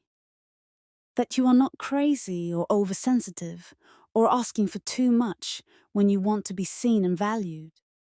You deserve all of that. You always have." I cried then, sitting in his chair, surrounded by his books and his memories and the lingering scent of his cologne. And I made a decision. Tomorrow, I would show my family the truth, but I would also show them mercy. I would give them the chance to change, to grow, to become the family we could be instead of the family we'd always been. And if they couldn't take that chance, then I would grieve what we might have been, and I would move forward without them. Because I'd finally learned what my grandfather had been trying to teach me all along. That my worth didn't depend on their recognition. That I could be whole and valuable and successful whether they acknowledged it or not. That the only approval I really needed was my own. Dinner that night was quieter than the others. We were all tired, that specific exhaustion that comes from too much family time, too much performance, too much pretending. My mother picked at her salmon. Sofia barely looked up from her phone. My father seemed distracted, probably thinking about whatever golf game he'd played. Rafael checked his email constantly, his fingers moving across his screen with practiced efficiency. And I sat among them, feeling oddly peaceful for the first time since arriving. "You're quiet tonight, Marina," my mother observed. "Just tired," I said. "Well, tomorrow's our last day together before we all head home. Let's make it special." She raised her wine glass. "To family, to Arturo's memory, to the time we have together." We clinked glasses, and I wondered if she'd toast the same way 24 hours from now. After learning that the daughter she'd spent 3 decades dismissing now controlled her father's entire legacy. "To family," I echoed, and the words felt like both a prayer and a warning. The rest of the dinner passed in a blur of small talk and comfortable silences. We were all preparing in our own ways for whatever came next, though only I knew what that would be. When we finally said our goodnights, Sofia hugged me unexpectedly. "I'm glad you're here," she said, "even if we've been kind of awful to you sometimes." "Sometimes?" I asked, but I was smiling. "Okay, a lot of times. But I do love you, Marina. I hope you know that." "I know," I said, and I did. It was just that love, without respect, without seeing, without genuine understanding, was a pale and incomplete thing. Tomorrow we'd find out if they were capable of more. I walked back to room 108 for the last time, listening to the ice machine and the laundry and all the sounds of the hotel's invisible machinery. Tomorrow, all of this would be different. Tomorrow, I would step into my grandfather's shoes and show my family who I'd been all along. But tonight, I was still Marina. The disappointment, the afterthought, the one who got the worst room. And somehow, that felt right. Like I needed this last night of being underestimated, this final performance of smallness, before I could step into the truth of who I really was. I fell asleep to the sound of the ocean and dreamed of my grandfather walking through his hotel, checking on details, making sure everything was perfect. "Tomorrow," he said in the dream, "you show them. But remember, you're not doing this to hurt them. You're doing this to free everyone, including yourself." "I know," I said. "Do you?" He smiled. "I think you're about to find out." I woke at dawn on Sunday, the day of reckoning, and couldn't fall back asleep. Room 108 felt different somehow, smaller than before, or maybe I felt larger, like I'd been growing in secret and was finally about to outgrow the space they'd assigned me. The meeting was scheduled for 2 p.m. That gave me 8 hours to get through, so 8 hours of one final performance before the curtain fell and the real show began. I spent the early morning in my grandfather's office, reviewing everything one last time. The will, the letters, the flash drive with its damning evidence of my family's schemes. Patricia had added one more folder to the pile. A presentation she'd prepared that laid out the hotel's financial health in clear, undeniable terms. Revenue graphs trending upward, occupancy rates in the top percentile, guest satisfaction scores that most luxury hotels would envy. Proof that my grandfather had known exactly what he was doing until the very end. "You ready?" James appeared in the doorway with 2 cups of coffee. "I don't think you can ever really be ready for something like this," I said, accepting the cup gratefully. "It's like jumping off a cliff. You can prepare all you want, but eventually you just have to jump. For what it's worth, I think you're doing the right thing." He sat down across from me. "Your grandfather struggled with this decision. He didn't want to hurt anyone, but he also couldn't let them continue the way they were going." "Did he ever say why he chose this method? Why not just tell them before he died?" "He said he needed you to see them clearly first. He was worried you'd make excuses for them. Convince yourself it wasn't as bad as it was. Talk yourself into accepting less than you deserved." James met my eyes. "He said you had a habit of making yourself small to keep the peace." The accuracy of that assessment hit me like a physical blow. How many times had I swallowed my hurt, minimized my achievements, accepted the worst accommodations, convinced myself that keeping my family's approval was worth the cost of losing my own self-respect? "He knew me well," I said quietly. "He did. And he knew them too. That's why he set this up the way he did. So you'd have 3 days to watch them. Really watch them, without the buffer of being in your own life. So you'd see the patterns clearly. And now I have to decide what to do with what I've seen. Not just decide, act." James stood. "Come on, let's walk the property one more time before everything changes." We toured the hotel together as the sun climbed higher, the property waking up around us. Guests checking out, families heading to the beach, the restaurant staff setting up for brunch. Everything running smoothly, the machine of hospitality humming along. "This is what your grandfather built," James said, as we stood on the upper terrace, looking down at the pool and the ocean beyond. Not just a building, not just a business, a place where people create memories, where they celebrate anniversaries and honeymoons, where they escape their ordinary lives for a few days. He understood that hospitality isn't about luxury, it's about care. And he trusted me with it. Because he knew you understood that too. That you'd never see the guests as just revenue streams. That you'd honor what he built. We walked back inside, through the lobby, past the front desk where staff greeted us with knowing smiles. Everyone on the team knew what was coming. They were rooting for me. This collection of people who barely knew me but had faith in my grandfather's judgment. At 11 a.m., I finally joined my family for brunch. They were already at their table on the terrace, mid-meal and mid-conversation. "Marina," my mother called out. "We were about to send a search party. Did you go for a run or something? You look energized."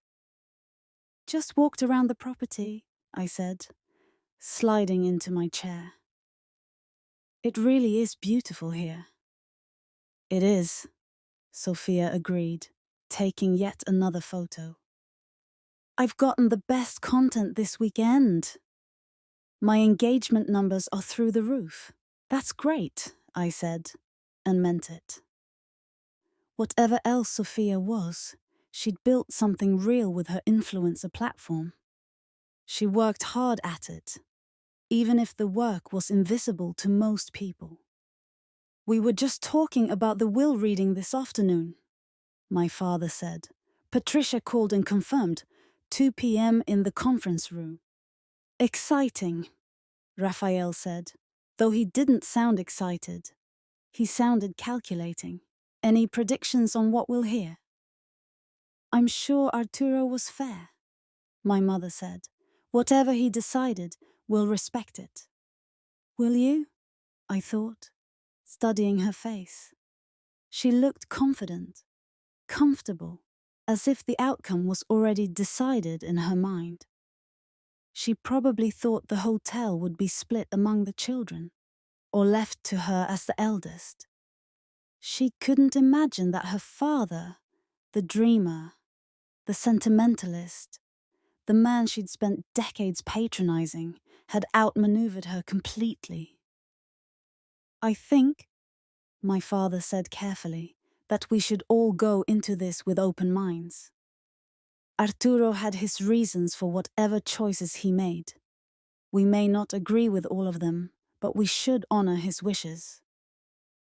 Of course, Rafael said smoothly, though I hope he understood the practical implications of his decisions. Sentiment is one thing. Fiscal responsibility is another. I cut my omelette into precise pieces, chewing slowly, saying nothing. Around me they continued to speculate, to position, to prepare their reactions to outcomes they'd already decided were most likely. Not one of them considered that I might be relevant to the outcome. Not one of them looked at me with anything other than casual affection, the kind you might feel for a distant relative or a family friend's child. Pleasant, harmless, forgettable. After brunch, the hours crawled by. My family dispersed one last time. Last visit to the pool, last walk on the beach, last few photos for Sofia's feed. I spent the time in my room, changing into the clothes I'd brought specifically for this moment. A tailored blazer, professional slacks, a silk blouse. I looked like what I was, a successful business owner, a woman who knew her worth, someone to be taken seriously. At 1:45 p.m., my phone buzzed. James, Patricia is here. Setting up now. You should come soon. I took one last look around room 108. The worst room in the hotel. The space they'd given me because they thought I didn't deserve better. Tomorrow, I'd assign this room a different purpose. Maybe a staff lounge. Maybe a museum dedicated to my grandfather's early days. Maybe just a normal guest room, available to anyone who needed it. But I'd never stay in it again. I walked through the hotel with my head high, past guests and staff, down the hallway to the conference room where my family's future was about to be rewritten. Through the glass doors, I could see them already seated. My mother and father at the center, Sofia and Rafael on either side. Patricia at the head of the table, her briefcase open, documents arranged in neat stacks, and one empty chair, mine. I opened the door and walked in. Marina, my mother said. There you are. We were just getting started. Sorry I'm late, I said, though I wasn't. I was exactly on time. Patricia stood. Good afternoon, everyone. Thank you for joining me. I'm Patricia Mendoza, the attorney who handled Arturo Alvarez's estate planning. I know this reading has been delayed, and I apologize for that. There were some complexities that needed to be addressed. Complexities? Rafael leaned forward. What kind of complexities? I'll get to that, Patricia said smoothly. First, let me explain the process. I'm going to read the relevant portions of Mr. Alvarez's will, answer your questions, and provide documentation of his decisions. Everything is legally binding and was executed according to his explicit wishes. Of course, my mother said. We understand. Before I begin, Mr. Alvarez recorded a video message that he wanted played for the family. With your permission, I'd like to show it now. We all nodded and Patricia dimmed the lights, starting the projector. My grandfather's face filled the screen, older than I remembered, thinner from the illness that would take him weeks later. But his eyes were still sharp and clear. Hello, my loves, he began in Spanish, his voice warm despite the tremor of age. If you're watching this, I'm gone. I'm sorry for that.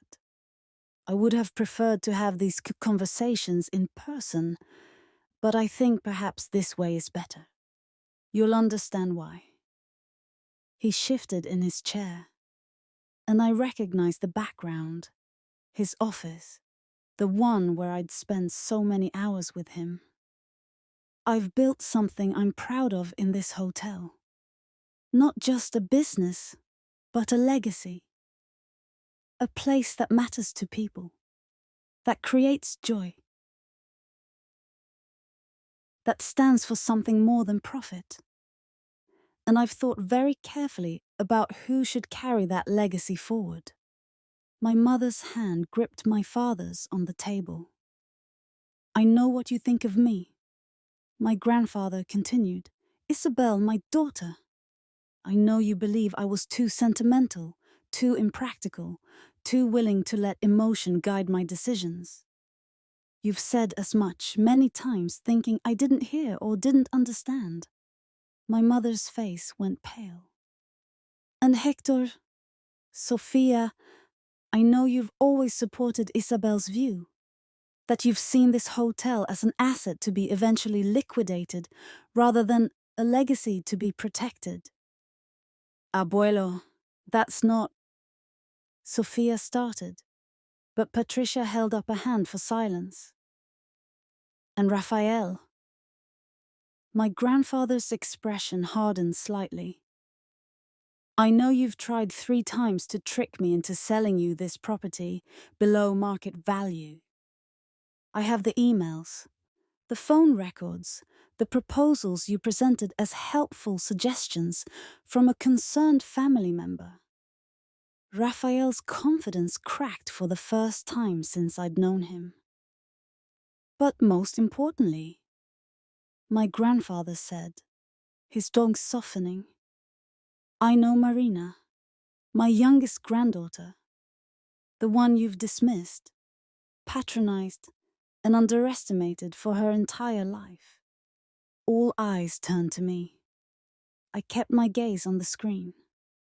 Marina is the only one who ever saw this hotel the way I did, who understood that hospitality is service, not servitude, who knew that luxury is about care, not cost, who recognized that what we do here matters, not because it makes money, though it does, but because it creates moments that people carry with them forever. My grandfather leaned closer to the camera. So I made a decision. And I made it with a clear mind and full knowledge of what I was doing, despite what some of you may claim later. The screen faded to black, and Patricia turned the lights back up. The silence in the room was deafening. What? My mother's voice was barely a whisper. What is he saying? He's saying, Patricia said, opening the first folder, that he has left the Ocean Crest Hotel, in its entirety, to Marina Isabel Alvarez. The building, the land, the accounts, the furnishings, all assets and operations, full and sole ownership. The words seemed to suck all the air from the room. "No," Rafael said flatly. "That's not possible." "It's absolutely possible," Patricia said, sliding copies of the will across the table. "It was executed 8 months before Mr. Alvarez's death. He was mentally competent, acted of his own free will, and the document has been reviewed and approved by multiple legal authorities." "But—" Sofia looked at me, then at Patricia, then back at me. "Marina owns the hotel, our Marina?" "Yes. All of it?" my father asked. "All of it." My mother stood abruptly, her chair scraping against the floor. "This is insane. My father would never, he couldn't. Marina can't possibly." "Mrs. Alvarez," Patricia said firmly, "your father was very clear about his wishes. He left detailed letters explaining his reasoning, which I'll provide to you if you want them. But the basic facts are these. Marina owns the hotel. The transfer is complete and irreversible. And she has full authority over all decisions regarding the property." "She can't run a hotel," Rafael said, his voice tight with anger. "This is irresponsible." Arturo was clearly not in his right mind. "Mr. Torres, I can assure you that Mr. Alvarez was thoroughly evaluated by medical professionals throughout the estate planning process. Any challenge you might consider bringing would fail. The will is airtight." "We should contest it anyway," my mother said, looking at my father. "Hector, call our lawyer. This is wrong. It's not fair to anyone, including Marina. The responsibility of this property is mine," I said, speaking for the first time since the video had started. "Abuelo left it to me because he trusted me, because he knew I would honor what he built." "Marina, you can't possibly understand what you're taking on," my father said. "The liability alone." "I understand perfectly." I pulled out my own folder, the one I'd prepared with James's help, filled with financial statements and operational reports. "I've been working with the management team for 6 months. I know exactly what the hotel's finances look like. I know the occupancy rates, the revenue streams, the capital improvement schedules. I've been learning this business because I take it seriously." "6 months?" My mother's voice rose. "You've known for 6 months and you didn't tell us?" "Abuelo asked me not to. He wanted me to see how you all really felt before you knew the truth." "That's manipulative," Rafael said. "He manipulated everyone." "No," I interrupted. "He documented everything, including your attempts to defraud him." I pulled out the second folder, the one containing the evidence. The emails Rafael had sent with investment opportunities that were really schemes to acquire property cheaply. The letters my mother had written to various lawyers, trying to have my grandfather declared incompetent. The bank statements showing my father's attempts to access hotel accounts without authorization. "He kept everything," I said, sliding the folder across the table.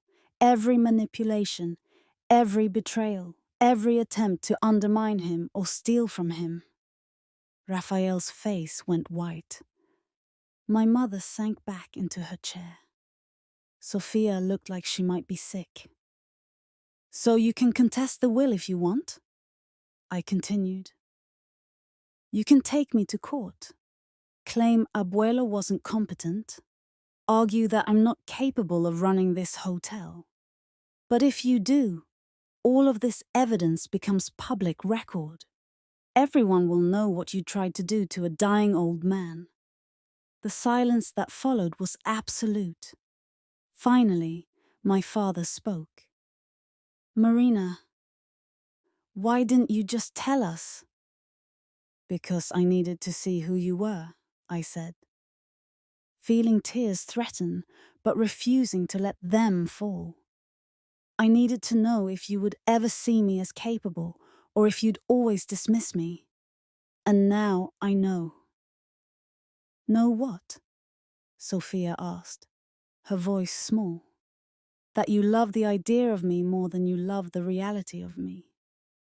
That you're comfortable with me being the family disappointment, because it makes you all look better by comparison.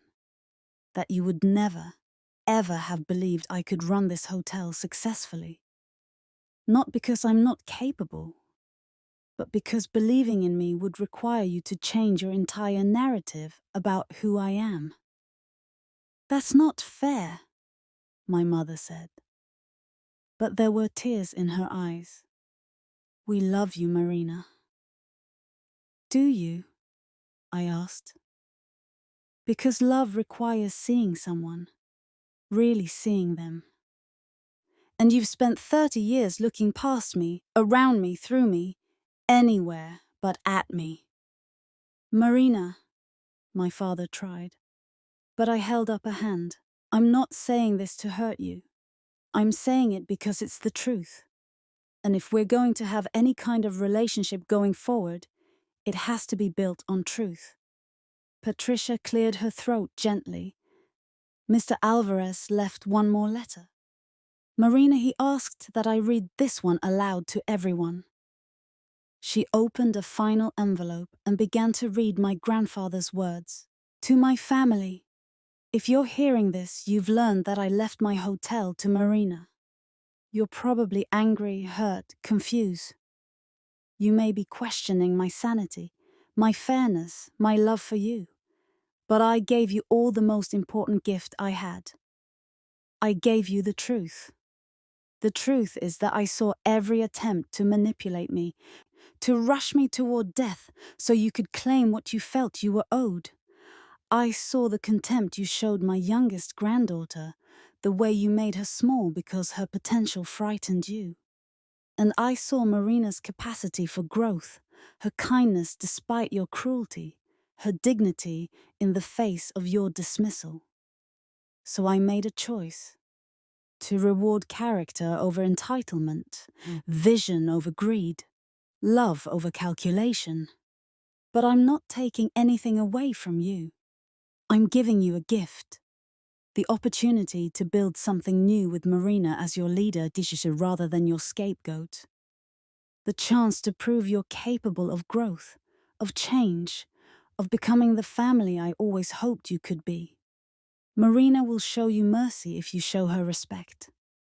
She'll share this legacy if you earn the privilege. But she owes you nothing. Remember that.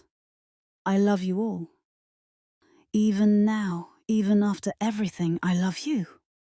But love without truth is just comfortable lies. And I won't leave my granddaughter trapped in lies anymore. Build something new, or let Marina build it without you. The choice is yours.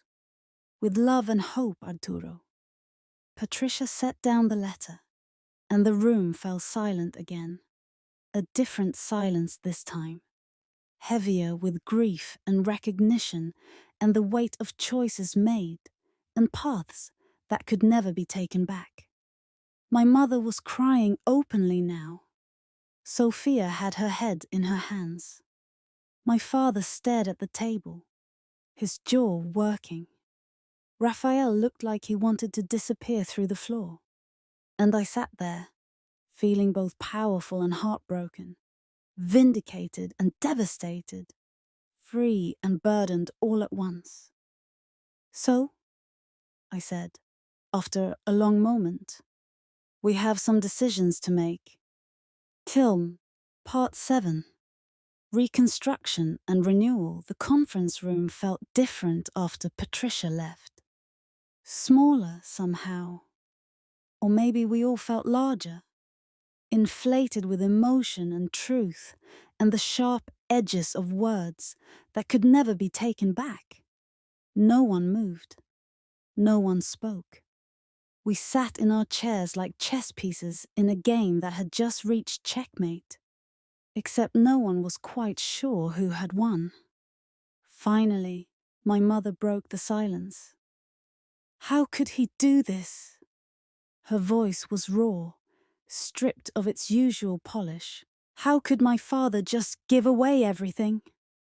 He didn't give it away, Isabel, my father said quietly. He gave it to his granddaughter, to family, to her. My mother looked at me, and for the first time in my life, I saw something in her eyes that might have been fear. No offense, Marina, but this is insane. You're not ready for this kind of responsibility. I know you believe that, I said, but it doesn't make it true. You've never run a hotel. Neither had Abuelo when he started. He learned. I'll learn. That's different.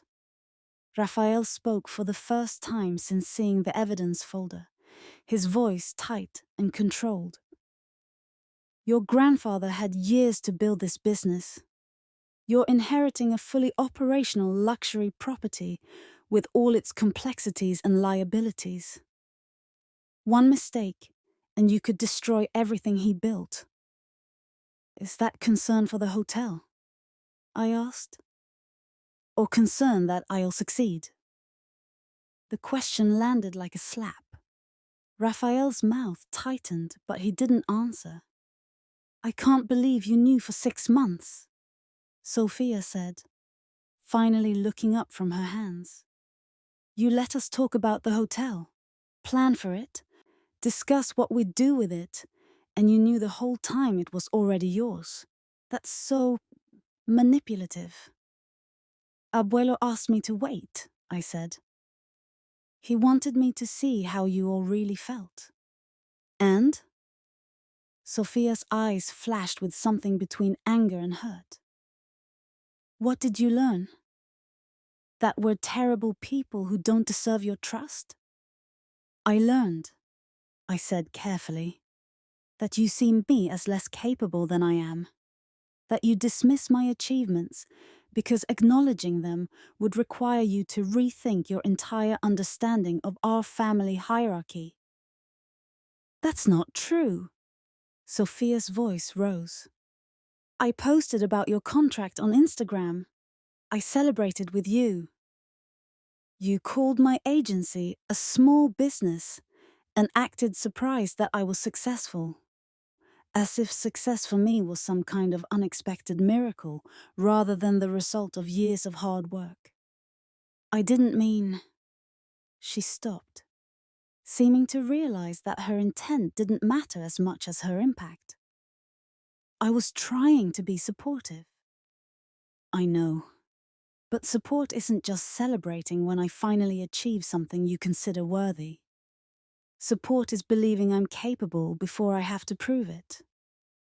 So what now? My father asked, his voice heavy. You own the hotel.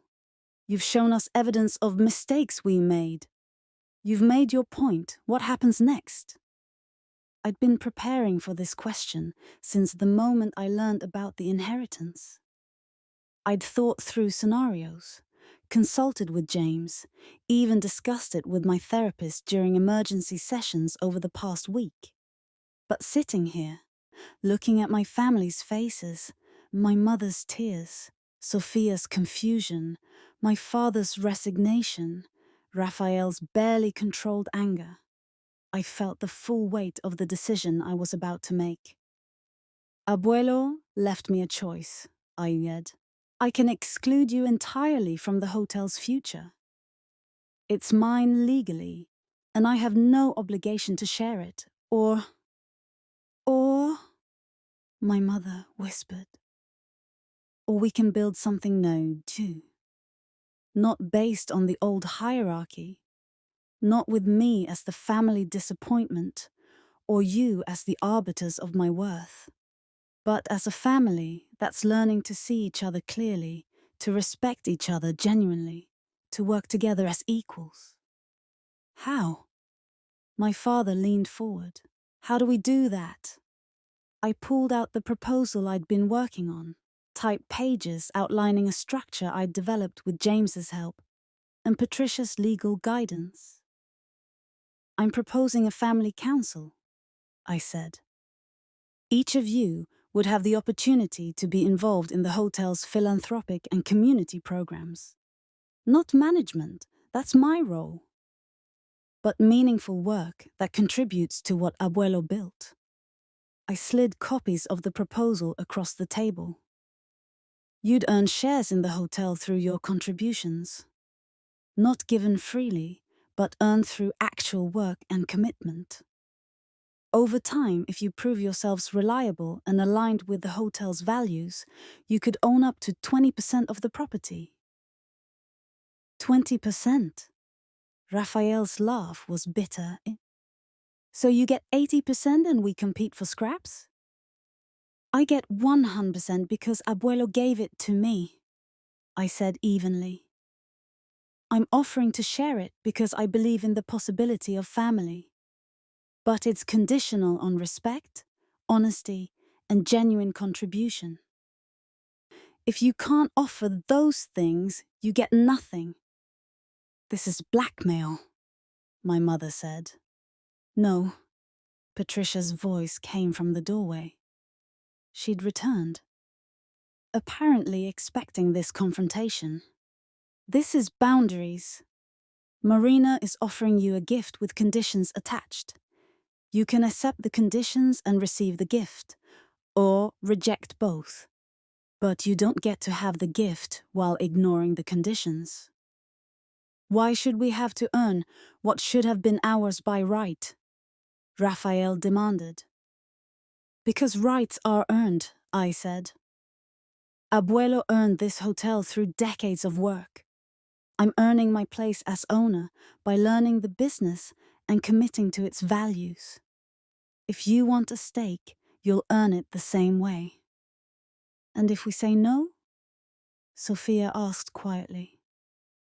Then you say no, I said simply. I will run the hotel without you. I'll still be your sister Bon, your daughter, but this business, this legacy, it won't be part of our relationship. The room fell silent again as they absorbed the reality of what I was offering. A bridge, yes, but a bridge with a toll. My mother was the first to speak. I need time. To think, to process. I can't make this decision right now. Of course, I said. Take all the time you need. The offer stands. For how long? Rafael asked sharply. Until I need to move forward with other plans, I said. I'm running a hotel.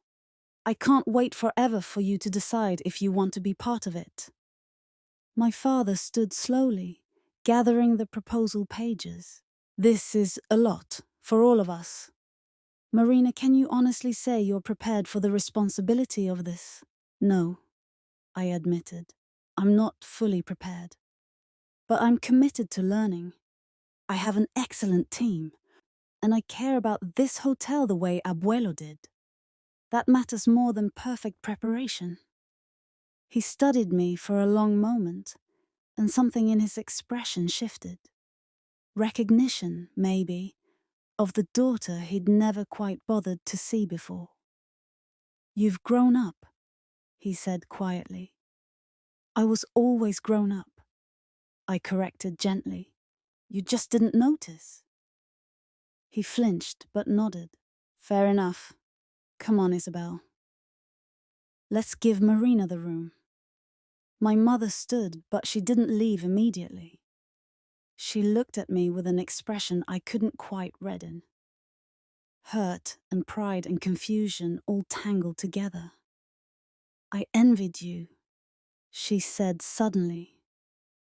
My father always loved you differently, more freely, and I spent years telling myself it was because you were naive, because you didn't understand the way the world worked. It was easier than admitting he saw something in you that I'd never had. Mama, no, let me finish. She wiped her eyes. I told myself I was protecting you by managing your expectations. by keeping you realistic about your capabilities.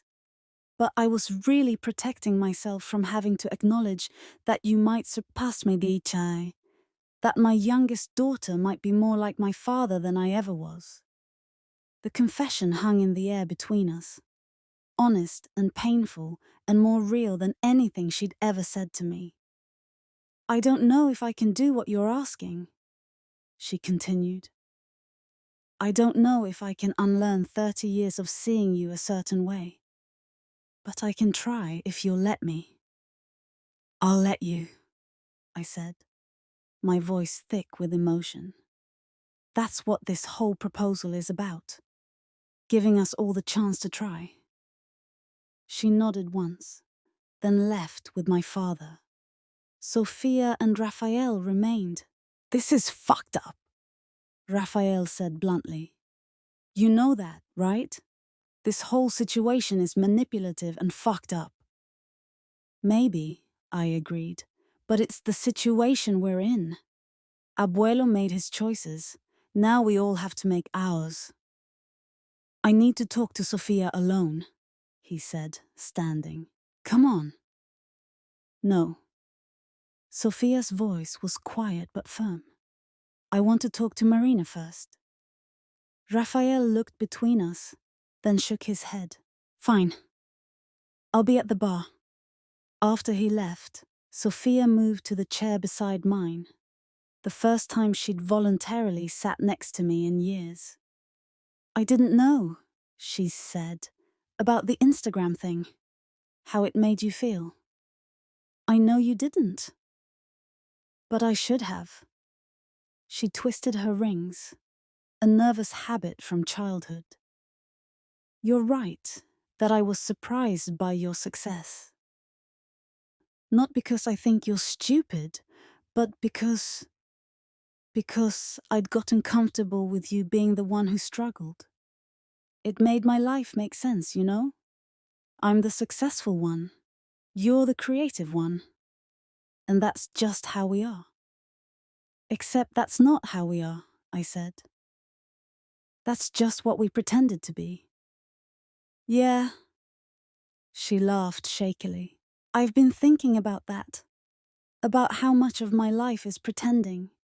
The Instagram posts, the perfect marriage, the brand deals. It's all so curated. And somewhere along the way, I forgot how to just be real. You're being real now. I'm trying. She looked at me directly. I want to take you up on the offer. The family council thing. Not for the shares, though I won't pretend that's not appealing. But because I want to actually do something meaningful. My influencer work, it's fun, but it's not. It doesn't matter the way Abuelo's hotel matters. What about Rafael? She was quiet for a moment. Rafael is used to winning, used to getting his way. This situation, where he tried to manipulate Abuelo and got caught, it's humiliating for him. I don't know if he can handle being part of something where he's not in charge. Can you handle it if he can't? I don't know, she admitted. But I'm willing to find out. Does that count for something? It counts for everything, I said. We sat together in silence. Two sisters who'd spent 30 years performing their assigned roles finally dropping the act. Room 1-8 really sucks, by the way, Sofia said suddenly. I felt bad about that. About laughing when they gave you that room. It's fine. It served its purpose. Which was reminding me that my worth doesn't depend on the room I'm given. That I can be powerful even in the worst accommodations. I smiled. Also, it's becoming a museum space dedicated to Abuelo's early days. So it'll have a better purpose going forward. Of course you already have plans. But Sofia said it fondly. without the edge of dismissal I was used to hearing. "Can I help? With the museum?" "I'd like that," I said. And I meant it. 3 months later, the former room 108 had been transformed beyond recognition. The cramped space had been gutted and rebuilt, one wall knocked through to combine it with the storage closet, creating a modest but dignified gallery space. I stood in the Arturo Alvarez Legacy Museum on its opening day, watching guests explore the exhibits. On the walls hung photographs chronicling my grandfather's journey. A young man with dreams standing in front of a small beachside inn. That same man, older, at the grand opening of the Ocean Crest's first major expansion. Images showing the hotel's evolution through the decades. His awards and recognitions were displayed in glass cases. His handwritten notes about hospitality and service were framed and mounted. His old desk from before he could afford the fancy office had been restored and positioned as a centerpiece. "He would have loved this," James said from beside me. "I hope so," I said. I wanted people to understand that luxury hotels don't start as luxury hotels. They start as dreams that someone worked their whole life to build. The past 3 months had been the most challenging and rewarding of my life. I'd made mistakes, learned from them, made different mistakes. I discovered that I love the operational puzzles of hospitality, the constant problem solving, the way every day brought new challenges that required both creativity and pragmatism. Revenue was up 8% since I'd taken over, partly because of some marketing initiatives I'd implemented, partly because the staff was energized by having an owner who actually listened to their insights, and partly because I'd reinstituted some of my grandfather's original policies that previous management had let slide. The family situation had evolved in unexpected ways. My mother had apologized, sitting in my office one rainy afternoon, crying as she explained decades of jealousy and inadequacy she'd never learned to process in healthy ways. She was seeing a therapist now, working through her relationship with her father and her children. She'd been attending the weekly family council meetings I'd initiated, contributing ideas for the hotel's community programs, slowly earning my trust. "I'm learning to see you," she'd told me last week. "Really see you. It's harder than I thought it would be. I have to fight against 30 years of habit, but I'm trying." My father had thrown himself into the philanthropic work with surprising passion. He'd established a scholarship program for hospitality students in my grandfather's name, using his banking connections to secure funding and develop a sustainable model. Watching him work, I'd realized he was actually quite brilliant when he cared about something. He'd just spent so many years on autopilot that he'd forgotten how to be genuinely engaged. Sofia had become my unexpected ally and closest collaborator. She'd taken charge of the hotel's social media and marketing, using her influencer skills to create content that was both authentic and effective. More importantly, she'd started posting about her real life.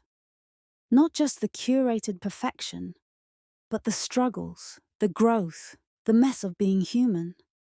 "People are hungry for real," she'd told me. "I've spent years giving them fantasy. Turns out reality is more compelling." She and Rafael had separated. Not divorced yet, but living apart, while they figured out whether their marriage was built on anything substantial or just on image and ambition. Sofia had moved into a condo downtown and seemed lighter somehow, like she'd been carrying a weight she hadn't realized was there. Rafael himself was the one holdout. He'd returned from his angry exit to attempt reconciliation. Not with me, but with Sofia. When she'd told him she needed space, he'd tried to use his business connections to make life difficult for the hotel. A few strategic negative reviews on travel sites. Whispers in his professional network about the family drama affecting operations. Minor sabotage that was more annoying than damaging. Patricia had sent him a cease and desist letter, reminding him that any further interference would result in the release of all the evidence of his attempts to defraud my grandfather. He'd backed off after that, but the damage to his relationship with Sofia seemed permanent. He can't stand not winning, she'd explained, and me choosing myself over him, choosing you over him, feels like the ultimate loss. Now, 3 months into this new reality, I stood in a museum dedicated to my grandfather's memory, surrounded by family and staff and guests, and I felt something I'd never felt before. At home in my own skin. My mother approached, carrying 2 glasses of champagne. "A toast," she said, handing me one, "to your grandfather, to his vision, and to you, Marina, for honoring it." We clinked glasses, and I saw tears in her eyes, but they were different tears than before. Not tears of grief or anger, but tears of genuine pride. "I'm proud of you," she said simply. I should have said that years ago, decades ago, but I'm saying it now, and I mean it. "Thank you," I said, and felt something in my chest that might have been healing. Sofia joined us, phone in hand, but for once not recording. "The museum is trending on Instagram," she reported. "People love the story. The photos of Abuelo when he was young are getting amazing engagement." "Let them engage," I said, smiling. "Let them see what it takes to build something that lasts." My father appeared with James, both of them carrying laptops. "Marina, we need your approval on the Q4 community initiatives," my father said. "James has the projections ready." I looked around at my family. Complicated, imperfect, still learning how to see each other clearly, and at the hotel humming with life around us. Guests checking in, staff greeting them warmly, the ocean visible through every window. This was what my grandfather had given me. Not just a building or a business, but the truth about who I was and who they were. The chance to build something new from honest foundations. "Let's review them in the office," I said. All of us together. As we walked through the lobby toward my grandfather's office, my office now, I caught my reflection in one of the mirrors. I looked different than I had 3 months ago. More confident, more solid, more like someone who knew her worth whether or not anyone else acknowledged it. The ocean crashed against the rocks outside, steady and patient and relentless. I understood that rhythm completely now, because I'd learned what my grandfather had tried to teach me all along. That patience isn't weakness. That truth is more powerful than performance. That love without respect is hollow, but respect earned through honesty can rebuild what years of pretending destroyed. And that sometimes the greatest gift you can give someone is not the thing itself, but the proof that you saw who they truly were all along. I opened the office door and gestured for my family to enter. "Come on," I said. "We have work to do." And we did. Work that was hard and meaningful and real.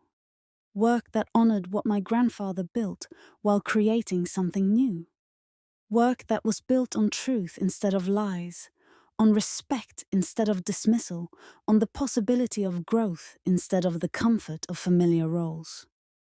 Room 108 was a museum now, a testament to humble beginnings and impossible dreams.